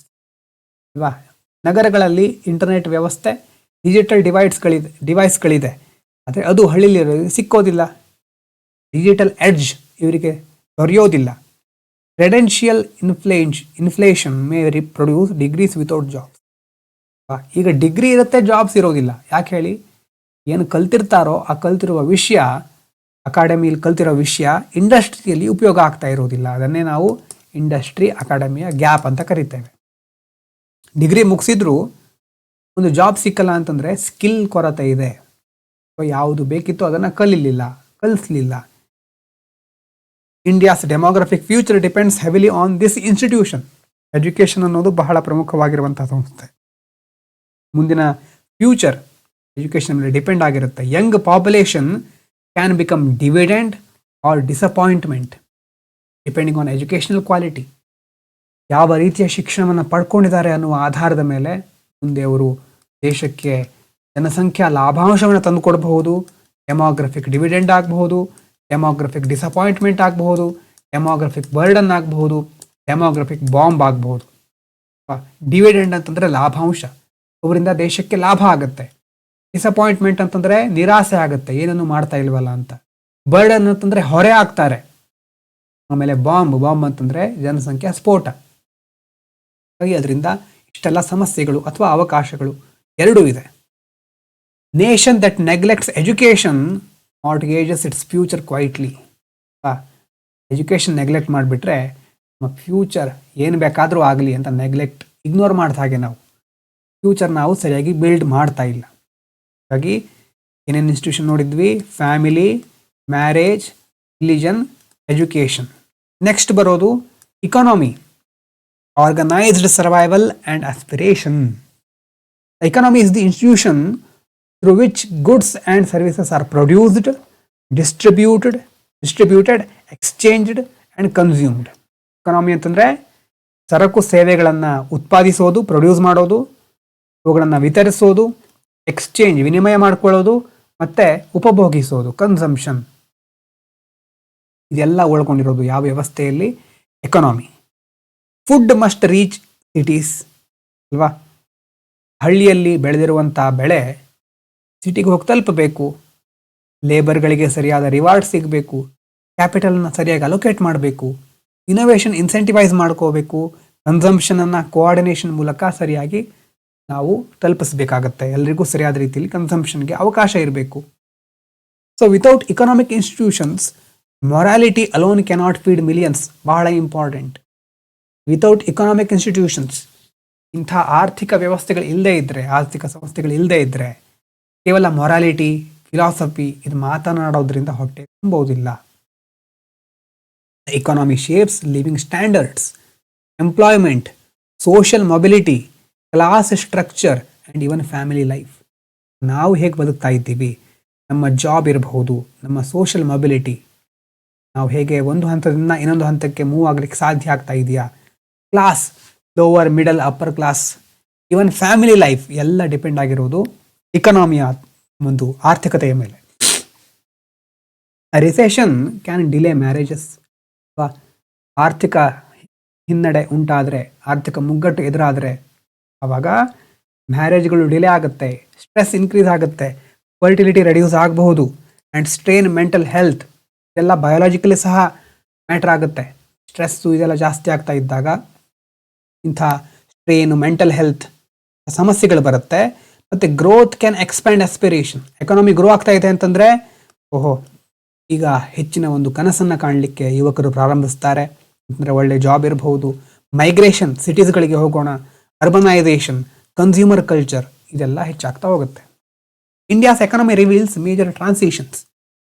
ಭಾರತದ ಎಕಾನಮಿಯಲ್ಲಿ ನೋಡಿ, ಮೂಮೆಂಟ್ ನಮ್ದು ಹೇಗಿದೆ, ಅಗ್ರಿಕಲ್ಚರಿಂದ ಸರ್ವಿಸ್ ಕಡೆ ಇದೆ. ಈಗ ಡಿಜಿಟಲ್ ಪೇಮೆಂಟ್ಸ್ ಎಕ್ಸ್ಪ್ಯಾನ್ಷನ್ ಆಗ್ತಾ ಇದೆ, ಸ್ಟಾರ್ಟಪ್ ರೈಸ್ ಆಗ್ತಾ ಇದೆ. ಮತ್ತು ಇನ್ಫಾರ್ಮಲ್ ಲೇಬರ್, ಅನೌಪಚಾರಿಕ ವಲಯ, ಅದು ಸಹ ದೊಡ್ಡ ಪ್ರಮಾಣದಲ್ಲಿದೆ. ಅನೌಪಚಾರಿಕ ಅಂತಂದರೆ ಅವರಿಗೆ ಸರಿಯಾದ ರೀತಿಯಲ್ಲಿ ಪೇಮೆಂಟು, ಪೆನ್ಷನ್ನು, ರಿಜಿಸ್ಟ್ರೇಷನ್ ಇದೆಲ್ಲ ಇಲ್ಲದೆ ಇರೋದು. ಯೂತ್ ಅನ್ಎಂಪ್ಲಾಯ್ಮೆಂಟ್ ಕನ್ಸರ್ನ್, ಅಥವಾ ಯೂತ್ ಅನ್ಎಂಪ್ಲಾಯ್ಮೆಂಟ್ ದೊಡ್ಡ ಪ್ರಮಾಣದಲ್ಲಿದೆ. Widening inequality in some sectors and new consumption classes. ಕೆಲವೊಂದು ಸೆಕ್ಟರ್ಗಳಲ್ಲಿ ಇನ್ಇಕ್ವಾಲಿಟಿ ಜಾಸ್ತಿ ಆಗ್ತಾ ಇದೆ, ಅದರ ಜೊತೆ ಕನ್ಸಂಪ್ಷನ್ ಕ್ಲಾಸ್, ಹೊಸ ಹೊಸ ವರ್ಗಗಳು ಸೃಷ್ಟಿ ಆಗ್ತಾ ಇದೆ. Economic life is never merely about money. ಒಂದು ಅರ್ಥ ಮಾಡ್ಕೋಬೇಕು ನಾವು. ಎಕನಾಮಿಕ್ ಲೈಫ್ ಅಂತಂದರೆ ಬರೀ ಮನಿ ಮಾತ್ರ ಅಲ್ಲ. ಮನಿ ಅನ್ನೋದು ಮೇನ್ ಆಗಿರುವಂಥ ಫೌಂಡೇಶನ್, ಬೇಸಿಕ್ ಥಿಂಗ್ ಅದು ಎಕನಾಮಿಯಲ್ಲಿ. ಆದರೆ ಅದರಿಂದ it changes how people marry, where they migrate, what they value, how they spend time, and what futures they imagine. ಇದೆಲ್ಲ ಸಹ ಡಿಪೆಂಡ್ ಆಗಿರ್ಬೋದು. ಯಾವುದು, ಯಾವ ಇನ್ಸ್ಟಿಟ್ಯೂಷನ್ ಇದು? ಇಕಾನಮಿ. ಇದಕ್ಕಿಂತ ಮೊದಲು ನೋಡಿರೋ ಇನ್ಸ್ಟಿಟ್ಯೂಷನ್ಗಳು ಯಾವ್ದು? ಹಿಂದೆ ಎಜುಕೇಷನ್ ನೋಡಿದ್ವಿ, ಅದಕ್ಕಿಂತ ಮೊದಲು ರಿಲಿಜನ್ ನೋಡಿದ್ವಿ, ಅದಕ್ಕಿಂತ ಮೊದಲು ಮ್ಯಾರೇಜು, ಫಸ್ಟ್ ನೋಡಿದ್ದು ಫ್ಯಾಮಿಲಿ. ಸೊ ಗೊತ್ತಾಗಿರ್ಬೋದು ಅಂದ್ಕೊಳ್ತಾ, ಮುಂದಿನ institution the state, organised power and public order. Family ನಮ್ಮನ್ನು ಬೆಳೆಸುತ್ತೆ, ಎಕಾನಮಿ ನಮಗೆ ಬೇಕಾದನ್ನು ಪ್ರೊಡ್ಯೂಸ್ ಮಾಡುತ್ತೆ. ಸ್ಟೇಟು ಇದನ್ನೆಲ್ಲ ನೋಡ್ಕೊಳ್ಳೋದು ಅಂತಂದರೆ ಗವರ್ನೆನ್ಸ್, ಆಡಳಿತವನ್ನು. The state is the political institution exercising legitimate authority over territory through law, administration, coercive capacity, public policy. State ಅನ್ನೋದಕ್ಕೆ ಸರ್ಕಾರ ಅಂತ ಸಹ ಅರ್ಥ ಬರುತ್ತೆ, ರಾಜ್ಯ, ದೇಶ, ಇದೆಲ್ಲ ಅರ್ಥನೂ ಬರುತ್ತೆ. ಸಮಯಕ್ಕೆ ತಕ್ಕ ಹಾಗೆ ಅರ್ಥ ಬದಲಾಗುತ್ತೆ. ಹಾಗಾಗಿ ಇಲ್ಲಿ ಒಂದು ಸರ್ಕಾರ ಅಂತ ನಾವು ಕನ್ಸಿಡರ್ ಮಾಡಿದರೆ ಅಥವಾ ದೇಶ ಅಂತ ಕನ್ಸಿಡರ್ ಮಾಡಿದರೆ, ಸರ್ಕಾರ ಅಂತಂದ್ರೆ ಏನು? ಪೊಲಿಟಿಕಲ್ ಇನ್ಸ್ಟಿಟ್ಯೂಷನ್ ಅದು ಅಲ್ವಾ? ಒಂದು ಅಥಾರಿಟಿ ಲಾ, ಅಡ್ಮಿನಿಸ್ಟ್ರೇಷನ್ನು ಅಥವಾ ಕೊಯರ್ಸಿವ್ ಕೆಪಾಸಿಟಿ, ಪೊಲೀಸಿಂಗು ಅಥವಾ ಪನಿಷ್ಮೆಂಟ್ಸು ಇದನ್ನೆಲ್ಲ ಯೂಸ್ ಮಾಡಿ ಏನು ಮಾಡುತ್ತೆ? ಲೆಜಿಟಿಮೇಟ್ ಆಗಿ ಒಂದು ಟೆರಿಟರಿಯನ್ನು ನೋಡ್ಕೊಳ್ಳುತ್ತೆ. Its core function includes maintaining law and order, ಕಾನೂನು ಸುವ್ಯವಸ್ಥೆ ನೋಡ್ಕೊಳ್ಳೋದು, ಬಾರ್ಡರನ್ನು ಡಿಫೆಂಡ್ ಮಾಡೋದು, administering justice, protecting rights, building infrastructure, collecting revenue, increasingly delivering welfare. ಸರ್ಕಾರದ ಕೆಲಸ ಎಷ್ಟಿರುತ್ತೆ ಅಲ್ವಾ? ಅದರಲ್ಲೂ in democratic societies state also derives legitimacy from citizens. Democracy ಅಂತಂದ್ರೆ ಏನು? ಪ್ರಜಾಪ್ರಭುತ್ವ ವ್ಯವಸ್ಥೆ. ಆ ಪ್ರಜಾಪ್ರಭುತ್ವ ವ್ಯವಸ್ಥೆಯಲ್ಲಿ ಜನರೇ ತಮ್ಮ ನಾಯಕರನ್ನು ಆಯ್ಕೆ ಮಾಡ್ತಾರೆ. ಆಯ್ಕೆ ಮಾಡಿದಾಗ ಲೆಜಿಟಿಮೇಸಿ ಯಾರಿಂದ ಸಿಕ್ಕಿದಾಗಾಯಿತು? ಆವಾಗ ಲೆಜಿಟಿಮೇಸಿ ಬಂದಿರೋದು ಜನರಿಂದ. ಇರ್ಬೋದು ಅಂದ್ಕೊಳ್ತೇನೆ, ಸ್ವಲ್ಪ ಇಶ್ಯೂ ಸ್ಟಕ್ ಆಗಿ ಕರೆಕ್ಟ್ ಇದೆ. ಓಕೆ, ಹಾಗಾಗಿ ಡೆಮೋಕ್ರೆಟಿಕ್ ಸೊಸೈಟೀಸ್ ಅಲ್ಲೇನಾಗುತ್ತೆ? State also derives legitimacy from citizens. ಜನರಿಂದ ಲೆಜಿಟಿಮೇಸಿ ಬರ್ತಾ ಇದೆ. India's constitution state represents one of these most ambitious political experiment ಅಲ್ವಾ? ನಮ್ಮ ದೇಶ ನೋಡಿ, ಡೈವರ್ಸಿಟಿ ಎಷ್ಟು ದೊಡ್ಡದಿದೆ. ಅದರಿಂದ ನಾವು ಇಷ್ಟೆಲ್ಲ ವಿಭಾಗಗಳನ್ನು ನಿರ್ವಹಿಸಬೇಕು. ಅದಕ್ಕೋಸ್ಕರ democracy, law, election, federalism, rights, development, administration ಎಲ್ಲವನ್ನ ನಾವು ಉಪಯೋಗಿಸ್ಕೊಳ್ತಾ ಇದ್ದೇವೆ. ಸರಿಯಾಗಿ ವರ್ಕ್ ಆದರೆ, when functioning well, state can reduce suffering at scale through vaccination drives, roads, public education, disaster response, food security and rights enforcement. ಸರಿಯಾಗಿ ಕಾರ್ಯನಿರ್ವಹಿಸ್ತಾ ಇರುವಂಥ ಸರ್ಕಾರ ಜನರ ಸಮಸ್ಯೆಗಳನ್ನು ದೊಡ್ಡ ಪ್ರಮಾಣದಲ್ಲಿ ಕಡಿಮೆ ಮಾಡಬಹುದು. ಈಗ ಕೋವಿಡ್ ಆದಾಗ ವ್ಯಾಕ್ಸಿನೇಷನ್ ಡ್ರೈವ್ಸ್ಗಳನ್ನು ಮಾಡಿದ್ದಾರೆ. ಮತ್ತು ರೋಡ್ಸ್ ಡೆವಲಪ್ ಮಾಡೋದು, ಬಿಲ್ಡ್ ಮಾಡೋದು, ಎಕ್ಸ್ಟೆಂಡ್ ಮಾಡೋದು, ಎಜುಕೇಷನ್ ಸಿಸ್ಟಮ್ ಇಂಪ್ರೂವ್ ಮಾಡೋದು, ವಿಕೋಪಗಳಾದಾಗ ಅದನ್ನು ಸರಿಯಾಗಿ ನಿರ್ವಹಿಸೋದು, ಎಲ್ರಿಗೂ ಆಹಾರ ಸಿಗಬೇಕು, ತಮ್ಮ ಹಕ್ಕುಗಳು ಸರಿಯಾಗಿ ಫಾಲೋ ಮಾಡಲಿಕ್ಕೆ, ಅದನ್ನು ಅಡಾಪ್ಟ್ ಮಾಡ್ಕೊಳ್ಳಿಕ್ಕೆ ಅವಕಾಶ ಇರಬೇಕು. ಆದರೆ when functioning poorly, it can magnify suffering through corruption, delay, arbitrariness, violence or exclusion. ಸರಿಯಾಗಿ ಕೆಲಸ ಮಾಡದೇ ಇರೋ ಸರ್ಕಾರದಿಂದ ಕರಪ್ಷನ್ ಜಾಸ್ತಿ ಆಗುತ್ತೆ, ಡಿಲೇ, ಫೈಲ್ ಮೂವ್ ಆಗೋದಿಲ್ಲ, ಆರ್ಬಿಟ್ರರಿನೆಸ್, ಎಲ್ಲೂ ಸರಿಯಾದ ರೀತಿಯಲ್ಲಿ ಸರ್ಕಾರ ನಡೀತಾ ಇರೋದಿಲ್ಲ, ತನಗೆ ಮನಸ್ಸಿಗೆ ಬಂದ ಹಾಗೆ ನಾಯಕರು ಮಾತನಾಡ್ತಾರೆ, ಕೆಲಸ ಮಾಡ್ತಾರೆ, ವೈಲೆನ್ಸ್ ಜಾಸ್ತಿ ಆಗಬಹುದು, ಸಮಾಜದಿಂದ ತುಂಬ ಜನರನ್ನ ದೂರ ಇಡಬಹುದು, ಎಕ್ಸ್ಕ್ಲೂಷನ್ ಇರಬಹುದು. The quality of the state often determines whether noble ideals become lived reality ಅಲ್ವಾ? ಸರ್ಕಾರ, ಸ್ಟೇಟ್ ಯಾವ ಥರ ಇದೆ, ಅದರ ಕ್ವಾಲಿಟಿ ಯಾವ ಥರ ಇದೆ, ಅದರಿಂದ ನಿಜವಾಗಲೂ ಆದರ್ಶಗಳು ಕಾರ್ಯರೂಪಕ್ಕೆ ಬರ್ತಾ ಇದೆಯಾ ಅಂತ ಗೊತ್ತಾಗುತ್ತೆ. ಸರ್ಕಾರದ ಕ್ವಾಲಿಟಿ ಆಧಾರದ ಮೇಲೆ ಉನ್ನತ ಆದರ್ಶಗಳು ರಿಯಾಲಿಟಿಗೆ ಕನ್ವರ್ಟ್ ಆಗ್ತಾ ಇದೆಯಾ ಅನ್ನೋದು ನಮ್ಗೆ ಗೊತ್ತಾಗುತ್ತೆ. ಹಾಗೆ institutions shape more than we notice. ನಮ್ಮನ್ನು ನಾವು ಅಂದ್ಕೊಂಡಕ್ಕಿಂತ ಹೆಚ್ಚು ದೊಡ್ಡ ಪ್ರಮಾಣದಲ್ಲಿ ಇನ್ಸ್ಟಿಟ್ಯೂಷನ್ಗಳು ರೂಪಿಸ್ತಾ ಇವೆ. ಏನೇನು ಇನ್ಸ್ಟಿಟ್ಯೂಷನ್ ನೋಡಿದ್ವಿ ಈಗ? ಫ್ಯಾಮಿಲಿ ಆಯಿತು, ಮ್ಯಾರೇಜ್ ಆಯಿತು, ಆಮೇಲೆ ಬಂದಿರೋದು ಯಾವುದು ನೆನಪು ಮಾಡ್ಕೊಳ್ಳಿ? ಫ್ಯಾಮಿಲಿ, ಮ್ಯಾರೇಜ್, ನೆಕ್ಸ್ಟು ಎಜುಕೇಷನ್ ನೋಡಿದ್ವಿ, ಇಕಾನಮಿ ನೋಡಿದ್ವಿ, ಮತ್ತು ಅದಾದಮೇಲೆ ಇಲ್ಲಿ ಮಿಡ್ಲಲ್ಲಿ ರಿಲಿಜನ್ ನೋಡಾಗಿದೆ, ಲಾಸ್ಟಲ್ಲಿ ಸ್ಟೇಟ್ ಇಷ್ಟು ನೋಡಿದ್ದೀವಿ ಅಲ್ವಾ? ನೋಡ್ಕೊಳ್ಳಿ, ಆಮೇಲೆ ಇನ್ನು ಯಾವುದಾದ್ರು ಬಿಟ್ಟು ಹೋಗಿದ್ರೆ. Many people believe they are fully self made. ತುಂಬ ಜನ ಏನಂದ್ಕೊಳ್ತಾರೆ, ನಾನು ನನ್ನ ಸ್ವಂತ ಸಾಮರ್ಥ್ಯದಿಂದ ಮೇಲೆ ಬಂದವನು.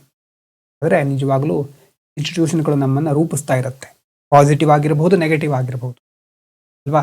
ನಮ್ಮ ಸರ್ನೇಮ್ ಬಂದಿರೋದು ಫ್ಯಾಮಿಲಿಯಿಂದ, ನಮ್ಮ ಮಾರಲ್ ವೊಕ್ಯಾಬ್ಯುಲರಿ ಅದು ಸಹ ನಮ್ಗೆ ಕಲಿಸಿದ್ದು ನಮ್ಮ ಸಮಾಜ, ನಮ್ಮ ಧರ್ಮ, ನಮ್ಮ ಫ್ಯಾಮಿಲಿ. ನಮಗೆ ಈ ಒಂದು ಭಾಷೆ ಅಥವಾ ಅರ್ಥ ಮಾಡ್ಕೊಳ್ಳೋ ಕೆಪಾಸಿಟಿ ಕೊಟ್ಟಿರೋದು ಎಜುಕೇಷನ್. ಎಕಾನಮಿ ಮತ್ತು ಸ್ಕೂಲಿಂಗಿಂದ ನಮ್ಮ ಈಗಿನ ಒಂದು ಜಾಬ್, ಕರಿಯರ್ ಡಿಸೈಡ್ ಆಗುತ್ತೆ. ಮತ್ತು ಸ್ಟೇಟ್, ಅದರಿಂದ ನಮಗೆ ಲೀಗಲ್ ರೈಟ್ಸ್ಗಳು ಸಿಗುತ್ತೆ. ಮತ್ತು ನಮ್ಮ ಇಂಟಿಮೇಟ್ ಎಕ್ಸ್ಪೆಕ್ಟೇಷನ್ಸ್, ನಾವು ನಮ್ಮ ಮದುವೆ ಅಂತಂದ್ರೆ ಹೇಗಿರಬೇಕು, ನಮ್ಮ ಜೀವನ ಹೇಗೆ ಸಾಗಿಸಬೇಕು ಅಂತ ನಾವು ಎಕ್ಸ್ಪೆಕ್ಟೇಷನ್ ಇಟ್ಕೊಳ್ಳೋದು ಯಾವುದರಿಂದ? ಮ್ಯಾರೇಜ್ ನಾರ್ಮ್ಸ್ಗಳಿಂದ. ಮತ್ತು ಇವರ social identity through multiple institutional memberships. ತುಂಬ ಬೇರೆ ಬೇರೆ ಇನ್ಸ್ಟಿಟ್ಯೂಷನ್ಗಳಲ್ಲಿ ನಾವು ಏಕಕಾಲದಲ್ಲಿ ಭಾಗವಹಿಸ್ತಾ ಇರ್ತೇವೆ. ಎಲ್ಲದರಿಂದ ನಮ್ಮ ಸೋಷಿಯಲ್ ಐಡೆಂಟಿಟಿ ಫಾರ್ಮ್ ಆಗ್ತಾ ಇರುತ್ತೆ. ಇವನ್ ರೆಬಿಲಿಯನ್, ಆಫನ್ ರೆಬಿಲಿಯನ್ ಅಗೇನ್ಸ್ಟ್ ಅಲ್ವಾ? ಕೆಲವೊಂದು ಸಾರಿ ನಾವು ರೆಬಿಲಿಯನ್ ಅಂತ ಏನು ಪ್ರತಿರೋಧ ವ್ಯಕ್ತಪಡಿಸ್ತೇವೆ, ಅದು ಸಹ ಇನ್ಸ್ಟಿಟ್ಯೂಷನ್ ವಿರುದ್ಧನೇ ಆಗಿರುತ್ತೆ. One cannot reject tradition without first inheriting one. ಯಾವುದೋ ಒಂದು ಟ್ರೆಡಿಷನ್ ನಾವು ವಿರೋಧಿಸ್ತಾ ಇದ್ದೇವೆ ಅಂತಂದರೆ ಮೊದಲು ಅದನ್ನು ಇನ್ಹೆರಿಟ್ ಮಾಡ್ಕೊಂಡಿದ್ದೀವಿ ಅಂತ. ಅದ್ರ ಜೊತೆ ಇನ್ಯಾವುದೋ ಹೊಸ ಇನ್ಸ್ಟಿಟ್ಯೂಷನ್ ಬರುತ್ತೆ. ಒಂದು ಇನ್ಸ್ಟಿಟ್ಯೂಷನನ್ನು ವಿರೋಧಿಸ್ತಾ ಇರೋರು ಇನ್ಯಾವುದೋ ಇನ್ಸ್ಟಿಟ್ಯೂಷನ್ ಕಡೆ ಮುಖ ಮಾಡಿರ್ತಾರೆ ಅಲ್ವಾ? ಹೆಸರು ಬೇರೆ ಆಗಿರಬಹುದು. So institutions depends on one another. ಒಂದು ಇನ್ಸ್ಟಿಟ್ಯೂಷನ್ ಇನ್ನೊಂದು ಇನ್ಸ್ಟಿಟ್ಯೂಷನ್ ಮೇಲೆ ಪ್ರಭಾವ ಬೀರುತ್ತೆ. ಹಾಗಾಗಿ ಯಾವುದೇ ಇನ್ಸ್ಟಿಟ್ಯೂಷನ್ ಐಸೋಲೇಷನಲ್ಲಿ ವರ್ಕ್ ಆಗೋದಿಲ್ಲ, ಫಂಕ್ಷನ್ ಮಾಡೋದಿಲ್ಲ. ಮತ್ತು a weak economy strains family. Economy ಸರಿಯಾಗಿಲ್ಲದೆ ಇದ್ದರೆ ಕುಟುಂಬ ಕಷ್ಟ ಆಗುತ್ತೆ. ಎಜುಕೇಷನ್ ಸರಿಯಾಗಿ ಸಿಕ್ಕಿಲ್ಲ ಅಂತಂದರೆ ಪ್ರೊಡಕ್ಟಿವಿಟಿ ಕಡಿಮೆ ಆಗುತ್ತೆ ಅಲ್ವಾ? ಗವರ್ನೆನ್ಸ್ ಸರಿಯಾಗಿಲ್ಲ ಅಂತಂದರೆ ಸಿವಿಲ್ ಅನ್ರೆಸ್ಟ್, ಸಮಾಜದಲ್ಲಿ ಉದ್ವಿಗ್ನತೆ ಜಾಸ್ತಿ ಆಗುತ್ತೆ. Family neglect harms educational.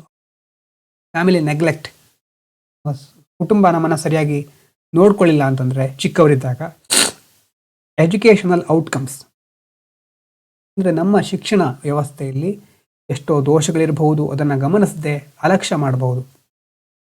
Religious polarisation burdens this. Religious ಪೊಲರೈಸೇಷನಿಂದ ಮತ್ತೆ ಈಗ ಸ್ಟೇಟ್ ಮೇಲೆ ಹೊರೆ ಜಾಸ್ತಿ ಆಗ್ತಾ ಹೋಗುತ್ತೆ. ಜಾಬ್ಲೆಸ್ನೆಸ್ನಿಂದ ಮ್ಯಾರೇಜ್ ಡಿಲೇ ಆಗುತ್ತೆ, ಹೌಸ್ ಹೋಲ್ಡ್ ಸ್ಟೆಬಿಲಿಟಿ ವೀಕ್ ಆಗ್ತಾ ಹೋಗುತ್ತೆ. ಈ ಥರ ಇಂಟರ್ ಡಿಪೆಂಡೆನ್ಸ್ ಇದೆ. ಎಲ್ಲ ಸಹ ಮುಂದೆ ಪಾಲಿಸಿ ಮೇಕಿಂಗ್ ಮಾಡಬೇಕಾದ್ರೆ ಅಥವಾ ಪಾಲಿಸಿ ಥಿಂಕಿಂಗ್ ಮಾಡಬೇಕಾದ್ರೆ ನಿಮಗೆ ಬಹಳ ಇಂಪಾರ್ಟೆಂಟ್ ಆಗಿರುತ್ತೆ. For example, improving women's work force participation may require child care support ಅಲ್ವಾ? ಮಹಿಳೆ ಕೆಲಸಗಳಲ್ಲಿ ಜಾಸ್ತಿ ಪಾಲ್ಗೊಳ್ಬೇಕು, ಬೇರೆ ಬೇರೆ ವಿಭಾಗದಲ್ಲಿ ಮಹಿಳೆಯರ ಸಂಖ್ಯೆ ಹೆಚ್ಚಾಗಬೇಕು ಅಂತ ನೀವು ಯಾವುದೋ ಪಾಲಿಸಿ ಇಂಪ್ಲಿಮೆಂಟ್ ಮಾಡ್ಲಿಕ್ಕೆ ಹೊರಟಿದ್ದೀರಿ. ಅಂದರೆ ಮಹಿಳೆಗೆ ಕೆಲಸ ಮಾಡಲಿಕ್ಕೆ ಸಮಯ ಬೇಕು ಅಂತಂದರೆ ಚೈಲ್ಡ್ ಕೇರ್ ಸಪೋರ್ಟ್ ಅದು ಬೇಕಲ್ವಾ ಮೊದಲು. ಆವಾಗ ಫ್ಯಾಮಿಲಿಗೆ ಸಂಬಂಧಪಟ್ಟಾಗ ಒಂದು ಪಾಲಿಸಿ ಮಾಡಬೇಕಾಗತ್ತೆ. ಮತ್ತು ಮಹಿಳೆಯರಿಗೆ ಸುರಕ್ಷತೆ ಬೇಕು, ಸೇಫ್ಟಿ, ಟ್ರಾನ್ಸ್ಪೋರ್ಟ್, ಅದು ಸ್ಟೇಟ್ ಕೆಪಾಸಿಟಿ ಆ ಥರ ಇದೆಯಾ ಅಂತ ಪ್ರಶ್ನೆ ಮಾಡುತ್ತೆ. ಅದ್ರ ಜೊತೆ ಕೆಲಸ ಬೇಕು ಅಂತಂದರೆ ಎಲ್ಲೂ ಸುಮ್ಮನೆ ಕೆಲಸ ಕೊಡೋದಿಲ್ಲ, ಸ್ಕಿಲ್ ಬೇಕಲ್ವಾ? ಅದಕ್ಕೆ ಯಾವುದಕ್ಕೆ ಸಂಬಂಧಪಟ್ಟಿರೋದು? ಎಜುಕೇಷನ್. ಮತ್ತು ಸ್ಕಿಲ್ ಇದ್ದರೆ ಸರಿಯಾಗಿ ಹೈರ್ ಮಾಡಬೇಕಲ್ವಾ ಅವರು, ಕಂಪನಿಯವರು. ಹೈರಿಂಗ್ ಸರಿಯಾಗಿದೆಯಾ, ಎಕಾನಮಿ ಹೇಗಿದೆ ಅಂತ ನೋಡಬೇಕಾಗತ್ತೆ. ಎಕನಾಮಿಕ್ ಡಿಪ್ರೆಷನ್ ಇದ್ದರೆ ಹೈರಿಂಗ್ ಎಲ್ಲ ಕಡಿಮೆ ಇರುತ್ತೆ. ಮತ್ತು ಎಲ್ಲವನ್ನ ಅವರ ಮನೆಯಲ್ಲಿ ಒಪ್ಕೊಳ್ತಾರಾ ಅಥವಾ ಮಾನಸಿಕವಾಗಿ ಏನಾದರೂ ಸಮಸ್ಯೆ ಇದೆಯಾ, ನಾಮ್ ಚೇಂಜ್ ಆಗಿರೋದ್ರಿಂದ ಕಲ್ಚರ್ ಮೇಲೆ ಏನು ಎಫೆಕ್ಟ್ ಆಗುತ್ತೆ, ಎಲ್ಲ ವಿಚಾರಗಳನ್ನು ನೋಡಿ ನಾವು ಪಾಲಿಸಿ ಫ್ರೇಮ್ ಮಾಡಿದರೆ ಹೆಚ್ಚು ಎಫೆಕ್ಟಿವ್ ಆಗಿರುತ್ತೆ. Social problems are usually institutional knots or single failure. ಯಾವುದಾದ್ರೂ ಒಂದು ವಿಷಯ ಸಮಾಜದಲ್ಲಿ ನಮಗೆ ಸಮಸ್ಯೆ ಥರ ಮುಂದೆ ಬಂದಿದೆ ಅಂತಂದರೆ ಆ್ಯಕ್ಚುಲಿ ಅದು ಏನು ಹೇಳ್ಬೋದು ನಾವು, ಇನ್ಸ್ಟಿಟ್ಯೂಷನಲ್ ನಾಟ್ಸ್, ಒಂದು ಸಿಂಗಲ್ ಫೇಲ್ಯೂರ್ ಅಲ್ಲ, ಬೇರೆ ಬೇರೆ ಇನ್ಸ್ಟಿಟ್ಯೂಷನ್ಗಳ ಒಂದು ಕಗ್ಗಂಟು ಅದು. ಎಲ್ಲ ಸೇರಿ ಇನ್ಸ್ಟಿಟ್ಯೂಷನ್ಗಳನ್ನು ನಾವು ಕನ್ಸಿಡರ್ ಮಾಡಿ ಇದನ್ನು ಕ್ರಮ ಕೈಗೊಳ್ಳಬೇಕು. ಮತ್ತು change in modern India, institutions are durable but never frozen. Transition ಆಗ್ತಾ ಇರುತ್ತೆ. ಒಂದು ಇನ್ಸ್ಟಿಟ್ಯೂಷನ್ ಹಾಗೆ ಶತಮಾನಗಳ ಕಾಲ ಇರೋದಿಲ್ಲ, ಅದರಲ್ಲೇ ಬದಲಾವಣೆಗಳನ್ನು ನೋಡ್ತಾ ಬಂದಿದ್ದೀವಿ ನಾವು. ಜಾಯಿಂಟ್ ಫ್ಯಾಮಿಲೀಸ್ ಟು ನ್ಯೂಕ್ಲಿಯರ್ ಅಲ್ವಾ, ಈಗ extended family, arranged marriages to hybrid model ಅಲ್ವಾ, ಫ್ಯಾಮಿಲಿ ಪ್ಲಸ್ ಚಾಯ್ಸ್. ಈಗ ತುಂಬ ಬೇರೆ ಬೇರೆ ಬದಲಾವಣೆ ಆಗ್ತಾ ಇದೆ ಮ್ಯಾರೇಜ್ನಲ್ಲೂ. ಟ್ರೆಡಿಷ್ನಲ್ ಸ್ಕೂಲಿಂಗ್ ಹೋಗಿ ಮಾಸ್ ಎಜುಕೇಷನ್ನು, ಆಮೇಲೆ ಡಿಜಿಟಲ್ ಲರ್ನಿಂಗ್ ಸಹ ಬಂದಿದೆ. ಕ್ಯಾಶ್ ಟ್ರಾನ್ಸಾಕ್ಷನ್ ಹೋಗಿ ಡಿಜಿಟಲ್ ಪೇಮೆಂಟು, ಮತ್ತು ವೆಲ್ಫೇರ್ ಎಕ್ಸ್ಪ್ಯಾನ್ಷನ್ನಲ್ಲಿ ಸ್ಟೇಟು ಬಹಳ ಪಾಲ್ಗೊಳ್ಳದೆ ಪ್ರೈವೇಟ್ ಸೆಕ್ಟರಿಗೆ ಪ್ರೈವೇಟೈಸೇಷನ್ ಮಾಡೋದು, ಅದು ಸಹ ನಾವು ನೋಡ್ತಾ ಇದ್ದೇವೆ. ಮತ್ತು ಸ್ಯಾಕ್ರೆಡ್ ಅಥಾರಿಟಿ ಇಂದ ಈಗ ನಾವು ಕಾನ್ಸ್ಟಿಟ್ಯೂಷನಲ್ ಅಥಾರಿಟಿ ಕಡೆ ಹೆಚ್ಚು ಮುಖ ಮಾಡ್ತೇವೆ. ಮತ್ತು stable local identities to mobile professional identities. ಒಂದೇ ಪ್ರದೇಶದಲ್ಲಿ ಹೀಗೆ ಮಾಡ್ತಾ ಇರೋದು ಯಾವಾಗಲೂ ಅನ್ನುವಂಥ ಮನಸ್ಥಿತಿ ಹೋಗಿ ದೂರ ದೂರದ ವಿಭಾಗದಲ್ಲೂ, ಈಗ ಅಮೆರಿಕದ ಯಾವುದೋ ಕಂಪ್ನಿಯಲ್ಲಿ ಭಾರತದಿಂದ ಕೆಲಸ ಮಾಡ್ತಾ ಇರ್ತಾರೆ. ಪ್ರೊಫೆಷನಲ್ ಐಡೆಂಟಿಟಿಗಳು ಬದಲಾಗ್ತಾ ಇದೆ. And modernisation does not erase old institutions instantly. ಆಧುನಿಕತೆ ಅಥವಾ ಈ ಆಧುನೀಕರಣದಿಂದ ಸಡನ್ ಆಗಿ ಹಳೆಯ ಇನ್ಸ್ಟಿಟ್ಯೂಷನ್ಗಳು ಮಾಯ ಆಗಿಬಿಡಲಿಲ್ಲ, ಇರೇಸ್ ಆಗಿಲ್ಲ. ಏನಾಗಿದೆ ಅಂತಂದರೆ, it layers new forms over old ones. ಮೊದಲಿನ ಒಂದು ಇನ್ಸ್ಟಿಟ್ಯೂಷನ್ ಇತ್ತು, ಆದರೆ ಈಗ ಅದರ ಮೇಲೆ ಹೊಸ ಫಾರ್ಮ್, ಹೊಸ ಲೇಯರ್ಗಳು ಕ್ರಿಯೇಟ್ ಆಗ್ತಾ ಇದೆ. So thus India often contains several centuries at once. ಅಲ್ವಾ, ತುಂಬ ಬೇರೆ ಬೇರೆ ಸೆಂಚುರಿಗಳಿಂದ ಬಂದಿರುವಂಥ ಅಂಶಗಳ ಮೇಲೆ ಹೊಸ ಕಟ್ಟಡ, ಹೊಸ ಹೊಸ ಅಂಶಗಳನ್ನು ಸೇರಿಸಿ ನಾವು ಇವತ್ತಿನ ಸಮಾಜವನ್ನು ರೂಪಿಸ್ಕೊಳ್ತಾ ಹೋಗ್ತಿದ್ದೇವೆ. ಇದರ ಜೊತೆ ethical dimension. Institutions do not merely organise behaviour, they shape morality. ಮೊದಲಿಗೂ ಹೇಳಿದ ಹಾಗೆ ಫ್ಯಾಮಿಲಿ ಮೇ ಟೀಚ್ ಆನೆಸ್ಟಿ, ಆದರೆ ಪ್ರಿಜುಡೈಸ್ಗಳನ್ನು ಸಹ ಟೀಚ್ ಮಾಡಬಹುದು. School may teach discipline or blind conformity. Discipline ಹೌದು, ಆದರೆ ಹೇಳಿದ್ದನ್ನೆಲ್ಲ ಒಪ್ಕೋಬೇಕು. ಕ್ರಿಟಿಕಲ್ ಥಿಂಕಿಂಗ್ ಅಬಿಲಿಟಿ ಬೆಳೆಸದೇ ಇದ್ದರೆ ಆ ಸ್ಕೂಲಿಂದ ಉಪಯೋಗ ಇಲ್ಲ. Religion may cultivate compassion or intolerance. Religion ನಿಮಗೆ ಸಹಾನುಭೂತಿ, ಕಷ್ಟಗಳನ್ನು ಅರ್ಥ ಮಾಡ್ಕೊಳ್ಳೋ ಒಂದು ಬುದ್ಧಿಯನ್ನು ಸಹ ಕಲಿಸಬಹುದು, ಅಥವಾ ಇಂಟಾಲರೆನ್ಸ್, ಅಸಹಿಷ್ಣುತೆ ಸಹ ಜಾಸ್ತಿ ಆಗ್ಬೋದು ರಿಲಿಜನ್ನಿಂದ. Economy may reward innovation or greed. ಇಕನಾಮಿಯಿಂದ ಇನೋವೇಷನ್ ಜಾಸ್ತಿ ಆಗಬಹುದು, ಅಥವಾ ಗ್ರೀಡ್, ದುರಾಸೆ ಸಹ ಜಾಸ್ತಿ ಆಗಬಹುದು. State may uphold justice or normalise cynicism. ಸರ್ಕಾರ ಜಸ್ಟಿಸನ್ನು ಅಪ್ಹೋಲ್ಡ್ ಮಾಡಬಹುದು, ಅಥವಾ ಸಿನಿಸಿಸಮ್. ಕೆಲವೊಂದು ಸಾರಿ ಏನಾಗ್ಬಿಡುತ್ತೆ, ಸರ್ಕಾರ ಯಾವುದರಲ್ಲೂ ಸರಿಯಾಗಿ ಪಾಲ್ಗೊಳ್ಳೋದಿಲ್ಲ, ಡಿಲೇ ಮಾಡ್ತಾ ಇರುತ್ತೆ ಅಲ್ವಾ. ಸರ್ಕಾರವನ್ನು ನಂಬ್ಕೊಳ್ಳಿಕ್ಕಾಗಲ್ಲ. ಎಲ್ಲ ಕಡೆ ಅದೇ ಒಂದು ಮಾತು ನೀವು ಕೇಳಿರಬಹುದು. ಸರ್ಕಾರ ಅಂತಂದರೆ ಗೌರ್ಮೆಂಟ್ ಆಫೀಸು ಅನ್ನೋದು ಕಡೆ ನೀವು ಒಂದು ಕೇಳಿರ್ತೀರಿ, ಸಿನಿಕತನ ಅಂತ ಹೇಳ್ತಾರೆ ನೋಡಿ. ಅಂದರೆ ಕೇವಲ ಸ್ವಾರ್ಥದಿಂದ ಇರ್ತಾರೆ ಅಷ್ಟೇ, ಒಳ್ಳೆಯ ಉದ್ದೇಶನೇ ಇಲ್ಲ. ಎಲ್ಲರೂ ಅಲ್ಲಿರೋರು ಎಲ್ಲ ಕರಪ್ಟ್ ಪೀಪಲ್ಲೇ ಅಂತ ಅಂದ್ಕೊಂಡಿರ್ತೇವೆ ನೋಡಿ. ಆ ಥರ ಸಹ ಸಿಚುವೇಶನ್ ಎದುರಾಗಬಹುದು. ಹಾಗಾಗಿ this is why ethics cannot be separated from institutions. ಎಥಿಕ್ಸನ್ನು ಡಿಫ್ರೆಂಟ್ ಆಗಿ ನಾವು ನೋಡ್ಲಿಕ್ಕೆ ಆಗಲ್ಲ. ಇನ್ಸ್ಟಿಟ್ಯೂಷನ್ಗಳು ಇದೆ ಅಂತಂದಮೇಲೆ ಅಲ್ಲಿ ಎಥಿಕ್ಸ್ ಇರಲೇಬೇಕು, ಇಲ್ದಿದ್ರೆ ಇಡೀ ವ್ಯವಸ್ಥೆ ಕೊಲ್ಯಾಪ್ಸ್ ಆಗುತ್ತೆ. ಗುಡ್ ಇಂಡಿವಿಜುವಲ್ಸ್ ಇನ್ ಕರಪ್ಟ್ ಇನ್ಸ್ಟಿಟ್ಯೂಷನ್ ಸ್ಟ್ರಗಲ್. ಇಡೀ ಇನ್ಸ್ಟಿಟ್ಯೂಷನ್ ಕರಪ್ಟ್ ಆಗಿದೆ, ಒಬ್ಬ ವ್ಯಕ್ತಿ ಯಾವಾಗಲೂ ಒಳ್ಳೆಯದನ್ನು ಮಾಡಲಿಕ್ಕೆ ಪ್ರಯತ್ನ ಮಾಡ್ತಿದ್ದಾರೆ ಅಂತಂದರೆ ಅವರಿಗೆ ಕಷ್ಟ ಎದುರಾಗುತ್ತೆ. And weak individuals in strong institutions may behave better than ಒಂದು ಒಳ್ಳೆ ಇನ್ಸ್ಟಿಟ್ಯೂಷನ್ ಇದೆ, ತುಂಬ ಸ್ಟ್ರಿಕ್ಟ್ ಆಗಿದೆ ಅದರಲ್ಲಿ ಎಲ್ಲ, ಅಂಥ ಇನ್ಸ್ಟಿಟ್ಯೂಷನ್ನಲ್ಲಿ ಒಬ್ಬ ಇಂಡಿವಿಜುವಲ್ ವೀಕ್ ಆಗಿದ್ದರೂ ಸಹ ಚೆನ್ನಾಗಿ ಪರ್ಫಾರ್ಮ್ ಮಾಡಬಹುದು. ಅದಕ್ಕೆ ಹೇಳೋದು ಎನ್ವೈರ್ಮೆಂಟ್ ಮ್ಯಾಟರ್ಸ್. ಯಾವ ಪರಿಸರದಲ್ಲಿ ನಾವಿದ್ದೇವೆ ಬಹಳ important. A fair system can elevate conduct, rotten system can tempt decay. ಒಳ್ಳೆ ವ್ಯವಸ್ಥೆ ಇದೆ ಅಂದರೆ ಅಲ್ಲಿ ನಮ್ಮ ಕಂಡಕ್ಟ್, ಒಳ್ಳೊಳ್ಳೆ ವರ್ತನೆಗಳಿಗೆ ಅವಕಾಶ ಇರಬಹುದು. ರಾಟನ್ ಸಿಸ್ಟಮ್ ಈಗಾಗಲೇ ಒಂದು ಲೆವೆಲಿಗೆ ಪಾತಾಳಕ್ಕೆ ಹೋಗಿರುವಂಥ, ಕುಸಿದು ಹೋಗಿರೋ ವ್ಯವಸ್ಥೆಯಲ್ಲಿ ನಾವು ದೊಡ್ಡ ಪ್ರಮಾಣದಲ್ಲಿ ಏನಾದರೂ ಹೊಸ ಬದಲಾವಣೆ ಮಾಡಲಿಕ್ಕೆ ಸುಲಭವಾಗಿ ಆಗೋದಿಲ್ಲ. ಮತ್ತು not all sociologist view institutions romantically. ಎಲ್ಲರೂ ಒಂದೇ ಥರ ನೋಡೋದಿಲ್ಲ. Emile Durkheim emphasised how institutions maintain order and cohesion. Emile Durkheim ಅವರ ಪ್ರಕಾರ ಸಂಸ್ಥೆಗಳು ಅಥವಾ ಈ ವ್ಯವಸ್ಥೆಗಳಿಂದ ಆರ್ಡರ್ ಬರುತ್ತೆ, ಕೊಹೇಷನ್, ಎಲ್ಲರೂ ಒಟ್ಟಾಗಿ ಸೇರಿಕೊಂಡು ಬೇರೆ ಬೇರೆ ಕೆಲಸಗಳನ್ನು ಸರಿಯಾಗಿ ನಿರ್ವಹಿಸಬಹುದು. ಇನ್ನು ಟ್ಯಾಲ್ಕಟ್ ಪಾರ್ಸನ್ಸ್ ಅವ್ರೇನು ಹೇಳ್ತಾರೆ ಅಂತಂದರೆ, saw them performing necessary function for social stability. ಇನ್ಸ್ಟಿಟ್ಯೂಷನ್ಗಳು ಸಮಾಜ ಸ್ಥಿರವಾಗಿರಲಿಕ್ಕೆ ಏನೇನು ಅವಶ್ಯಕವಾಗಿರುವಂಥ ಕೆಲಸಗಳಿದೆಯೋ, ಫಂಕ್ಷನ್ಗಳನ್ನು ಮಾಡಲಿಕ್ಕೆ ಈ ವ್ಯವಸ್ಥೆ, ಇನ್ಸ್ಟಿಟ್ಯೂಷನ್ಗಳು ಹೆಲ್ಪ್ ಮಾಡುತ್ತೆ. ಆದರೆ ಕಾರ್ಲ್ ಮಾರ್ಕ್ಸ್ ಹೇಳೋದೇನು, institutions may also preserve inequality and serve dominant interest. ಇನ್ಸ್ಟಿಟ್ಯೂಷನ್ಗಳಿಂದ ಇನ್ಇಕ್ವಾಲಿಟಿ ಅಲ್ವಾ, ಇನ್ಇಕ್ವಾಲಿಟಿ ಮುಂದುವರಿತಾನೆ ಇರುತ್ತೆ. ಯಾರು ಮುಖ್ಯವಾದ ಹುದ್ದೆಗಳನ್ನು ಅಲಂಕರಿಸಿದಾರೋ ಅವರು ಕೆಳಗಡೆ ಇರೋರನ್ನು ತುಳಿತಾ ಇರ್ತಾರೆ, ಡಾಮಿನೇಷನ್ ಜಾಸ್ತಿ ಆಗಬಹುದು. ಹಾಗಾಗಿ 3 ಪರ್ಸ್ಪೆಕ್ಟಿವ್ ಇಂಪಾರ್ಟೆಂಟ್ ಅಲ್ವಾ. ನಿಮ್ಗೆ ಯಾರು ಇಷ್ಟ ಅಥವಾ ನಿಮ್ಗೆ ಯಾವ ಹೇಳಿಕೆ ಚೆನ್ನಾಗಿ ಅನಿಸುತ್ತೆ ಅನ್ನೋದು ಮ್ಯಾಟ್ರ್ ಅಲ್ಲ. 3 ವಿಭಾಗವನ್ನು ಸಹ ನಾವು ಕನ್ಸಿಡರ್ ಮಾಡಬೇಕಾಗುತ್ತೆ, 3 ಆಯಾಮವನ್ನು ನೋಡಬೇಕಾಗತ್ತೆ.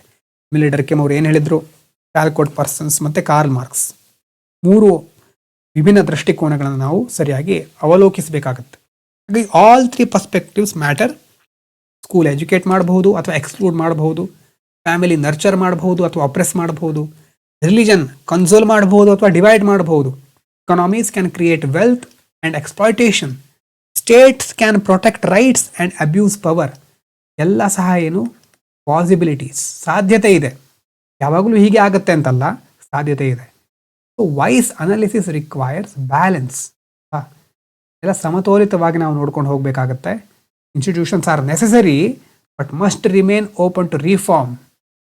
ನಮಗೆ ಇಂಥ ಇನ್ಸ್ಟಿಟ್ಯೂಷನ್ಗಳು ಅವಶ್ಯಕವಾಗಿರುತ್ತೆ ಯಾವಾಗಲೂ, ಆದರೆ ಯಾವತ್ತೂ ಇನ್ಸ್ಟಿಟ್ಯೂಷನ್ಗಳು ಸಹ ತಮ್ಮನ್ನು ಸುಧಾರಿಸ್ಕೊಳ್ಳಿಕ್ಕೆ ಮುಕ್ತವಾಗಿರಬೇಕು. ಹಾಗಾಗಿ society is not judged only by its slogans or speeches, it's judged by the quality of its institutions. ಸಮಾಜದ ಬೇರೆ ಬೇರೆ ಇನ್ಸ್ಟಿಟ್ಯೂಷನ್ಗಳು ಯಾವ ರೀತಿ ಗುಣಮಟ್ಟವನ್ನು ಕಾಯ್ದುಕೊಂಡಿದೆ ಅನ್ನೋದರ ಆಧಾರದ ಮೇಲೆ ಸಮಾಜವನ್ನು ನಾವು ಯಾವ ದಿಕ್ಕಿನತ್ತ ಸಾಗ್ತಾ ಇದೆ ಅಂತ ನಿರ್ಧರಿಸಬಹುದು. ಹಾಗಾಗಿ do families protect children, do schools teach well, do marriages respect dignity, do religious spaces deepen humanity, does the economy create opportunity, does the state treat citizens fairly.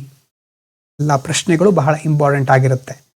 ಇದನ್ನು ಕೇಳಿದಾಗ ನಮಗೆ ಹೌದು ಈ ಪ್ರಶ್ನೆಗಳಿಗೆ ಉತ್ತರ ಸಿಗ್ತಾ ಇದೆಯಾ ನಮಗೆ ಒಂದು ಇನ್ಸ್ಟಿಟ್ಯೂಷನ್ ನೋಡಿದಾಗ ಅಲ್ವಾ? Family, education, marriage, religion, economy, state, ಎಲ್ಲ ಕಡೆನೂ ಪ್ರಶ್ನೆಗಳನ್ನು ನಮಗೆ ನಾವೇ ಕೇಳ್ಕೊಳ್ಬೇಕು. ಅವಲೋಕಿಸಿದಾಗ ಹೌದು ಒಳ್ಳೇದಿದೆ ಅಂತಂದರೆ ಓಕೆ, ಇಲ್ಲ ಅಂತಂದರೆ ರಿಫಾರ್ಮ್ ಅವಶ್ಯಕತೆ ಇದೆ. So when institutions are strong and just, progress become sustainable. ಯಾವಾಗ ಇನ್ಸ್ಟಿಟ್ಯೂಷನ್ಗಳು ಸ್ಟ್ರಾಂಗ್ ಆಗಿರುತ್ತೋ, ನ್ಯಾಯಯುತವಾಗಿರುತ್ತೋ, ಆವಾಗ ಪ್ರಗತಿ ಡೆವಲಪ್ಮೆಂಟ್ ಸಸ್ಟೈನೇಬಲ್ ಆಗಿರುತ್ತೆ. ಇನ್ಸ್ಟಿಟ್ಯೂಷನ್ಗಳು ಡಿಕೆ ಆಗ್ತಾ ಇದ್ದ ಹಾಗೆ even talented individual struggle against the weight of disorder. ಪ್ರತಿಭೆ ಇದ್ದರೂ ಅಥವಾ ಸಾಮರ್ಥ್ಯ ಇದ್ದರೂ ಸಹ ಈ ಡಿಕೆ ಆಗ್ತಾ ಇರೋ ಇನ್ಸ್ಟಿಟ್ಯೂಷನ್ಗಳ ಮುಂದೆ ಒಳ್ಳೆಯ ವ್ಯಕ್ತಿಗಳು ಸಹ ಪರದಾಡಬೇಕಾಗತ್ತೆ, ಕಷ್ಟಪಡಬೇಕಾಗತ್ತೆ. So civilisation survives not because people are perfect, it survives because institutions make cooperation possible, continuity durable, justice ಥಿಂಕೆಬಲ್.